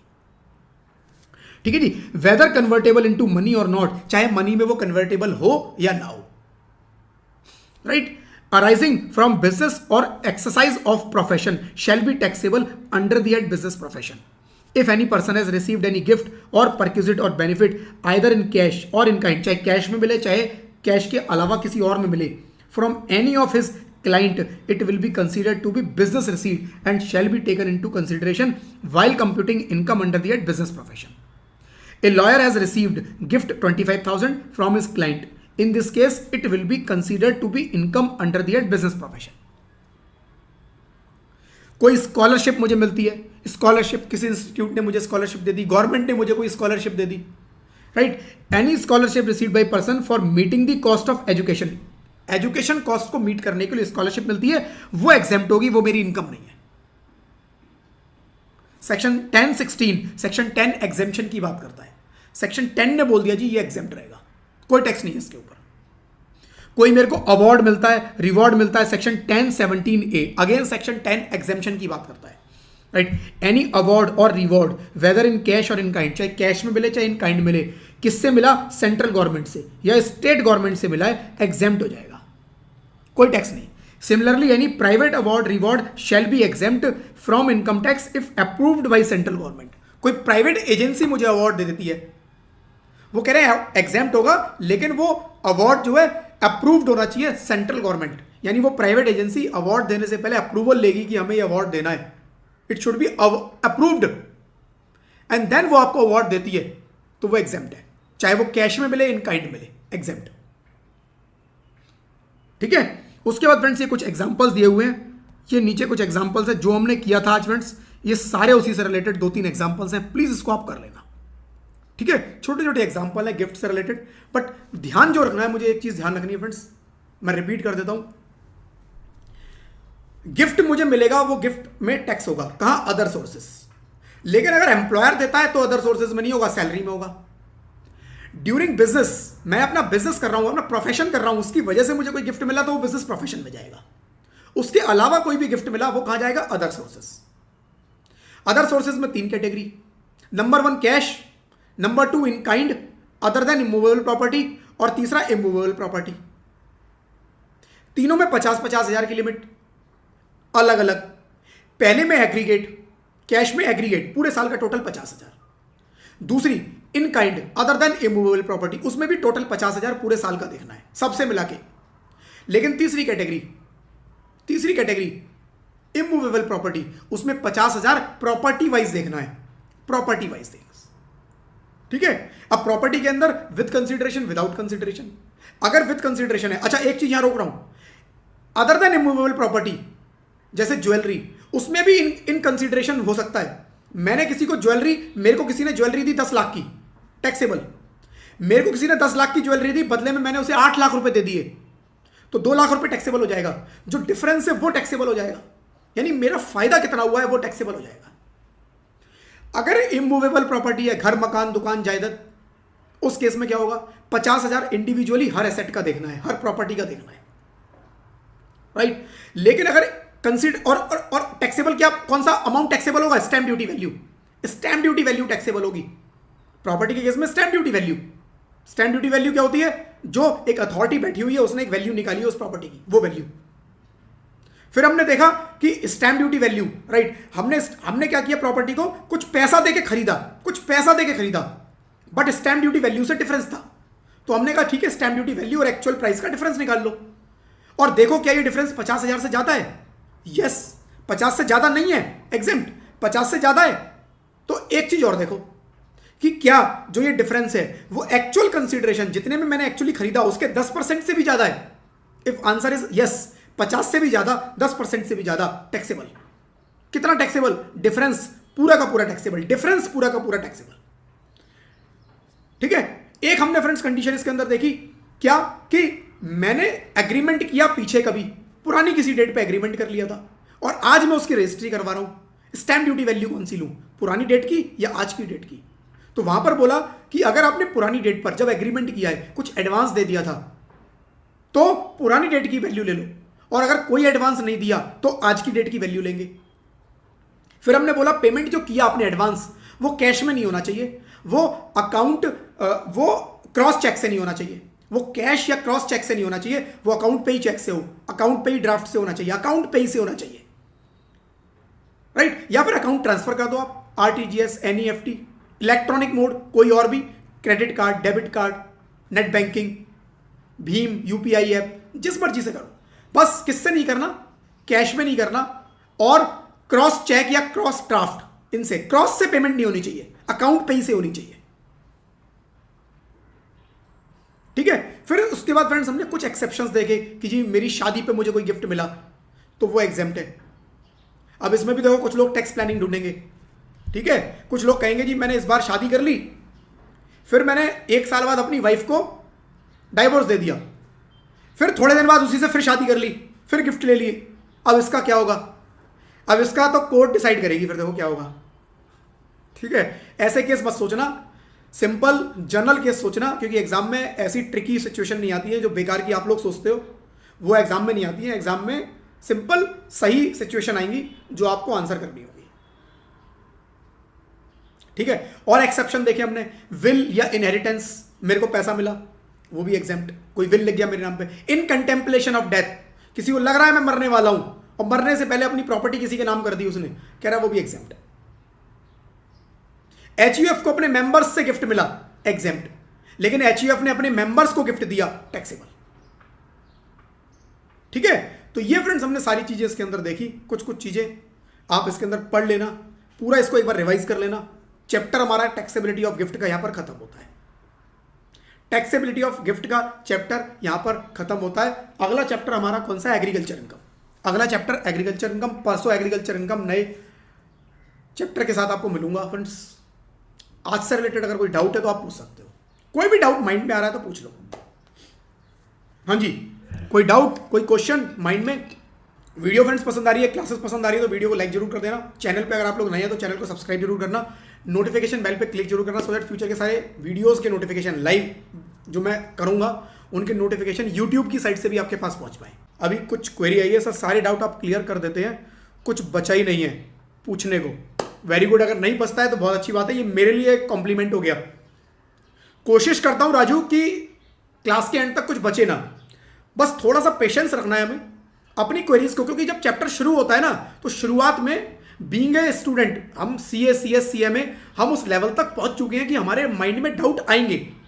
अगर एक छोटे बच्चे से मैं इनकी बातें करूंगा उसके माइंड में डाउट ही नहीं आएंगे, उसको नॉलेज ही नहीं है, डाउट क्या आएंगे? आपको थोड़ी थोड़ी नॉलेज है, आपके माइंड में डाउट आएंगे और अच्छी बात है डाउट आना, बट उस डाउट को जब चैप्टर शुरू हो तो होल्ड कर लो और चैप्टर के एंड तक मैं कोशिश करूंगा सबके लिए हो जाए, फिर भी बचे इसमें पूछ लो। बट और एग्रीकल्चरल इनकम के बाद हम लोग शुरू करेंगे अपना इंपॉर्टेंट चैप्टर रेजिडेंशियल स्टेटस।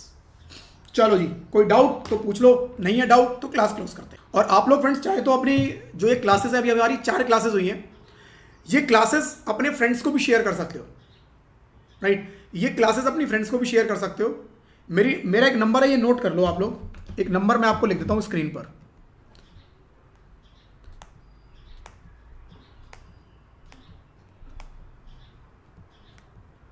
$8800880668। ये नंबर बिजनेस एकेडमी के नाम से आप अपने मोबाइल में सेव कर लेना। और इस नंबर पे व्हाट्सएप पे सपोर्ट अवेलेबल है, व्हाट्सएप पे मैसेज पे अवेलेबल है, कॉल मत करना, नंबर स्विच ऑफ मिलेगा। लोग इस पे कॉल करते हैं फिर बाद में मेरे को कंप्लेंट करते हैं कि वो नंबर स्विच ऑफ पड़ा है, वो नंबर स्विच ऑफ है, ये केवल व्हाट्सएप सपोर्ट के लिए है। आप मैसेज करो, मेरी टीम क्विकली आपको रिप्लाई करेगी। जिसको भी अपने फ्रेंड्स को भी ये शेयर करना है और उनको लिंक चाहिए शेयर करने के लिए, वो इस नंबर पे व्हाट्सएप करके ले सकते हैं, राइट? या मेरे चैनल को भी रेफर कर सकते हैं, चैनल का लिंक आप शेयर कर सकते हो, जैसे आपको लगे आप शेयर कर सकते हो, ठीक है? तो जो लोग भी इन फ्री क्लासेस में, आपके फ्रेंड्स भी इंटरेस्टेड होंगे, आपके कुछ ग्रुप्स होंगे, राइट, जिसमें आप एडेड होंगे, आपके फ्रेंड्स होंगे, जहां पर भी आप इनको शेयर कर सकते हो। और वो लोग चाहें तो इन फ्री क्लासेस को ज्वाइन कर सकते हैं। एंड टू एंड ये क्लासेस सारी फ्री होंगी यूट्यूब पर। हाँ जी, चलिए जी,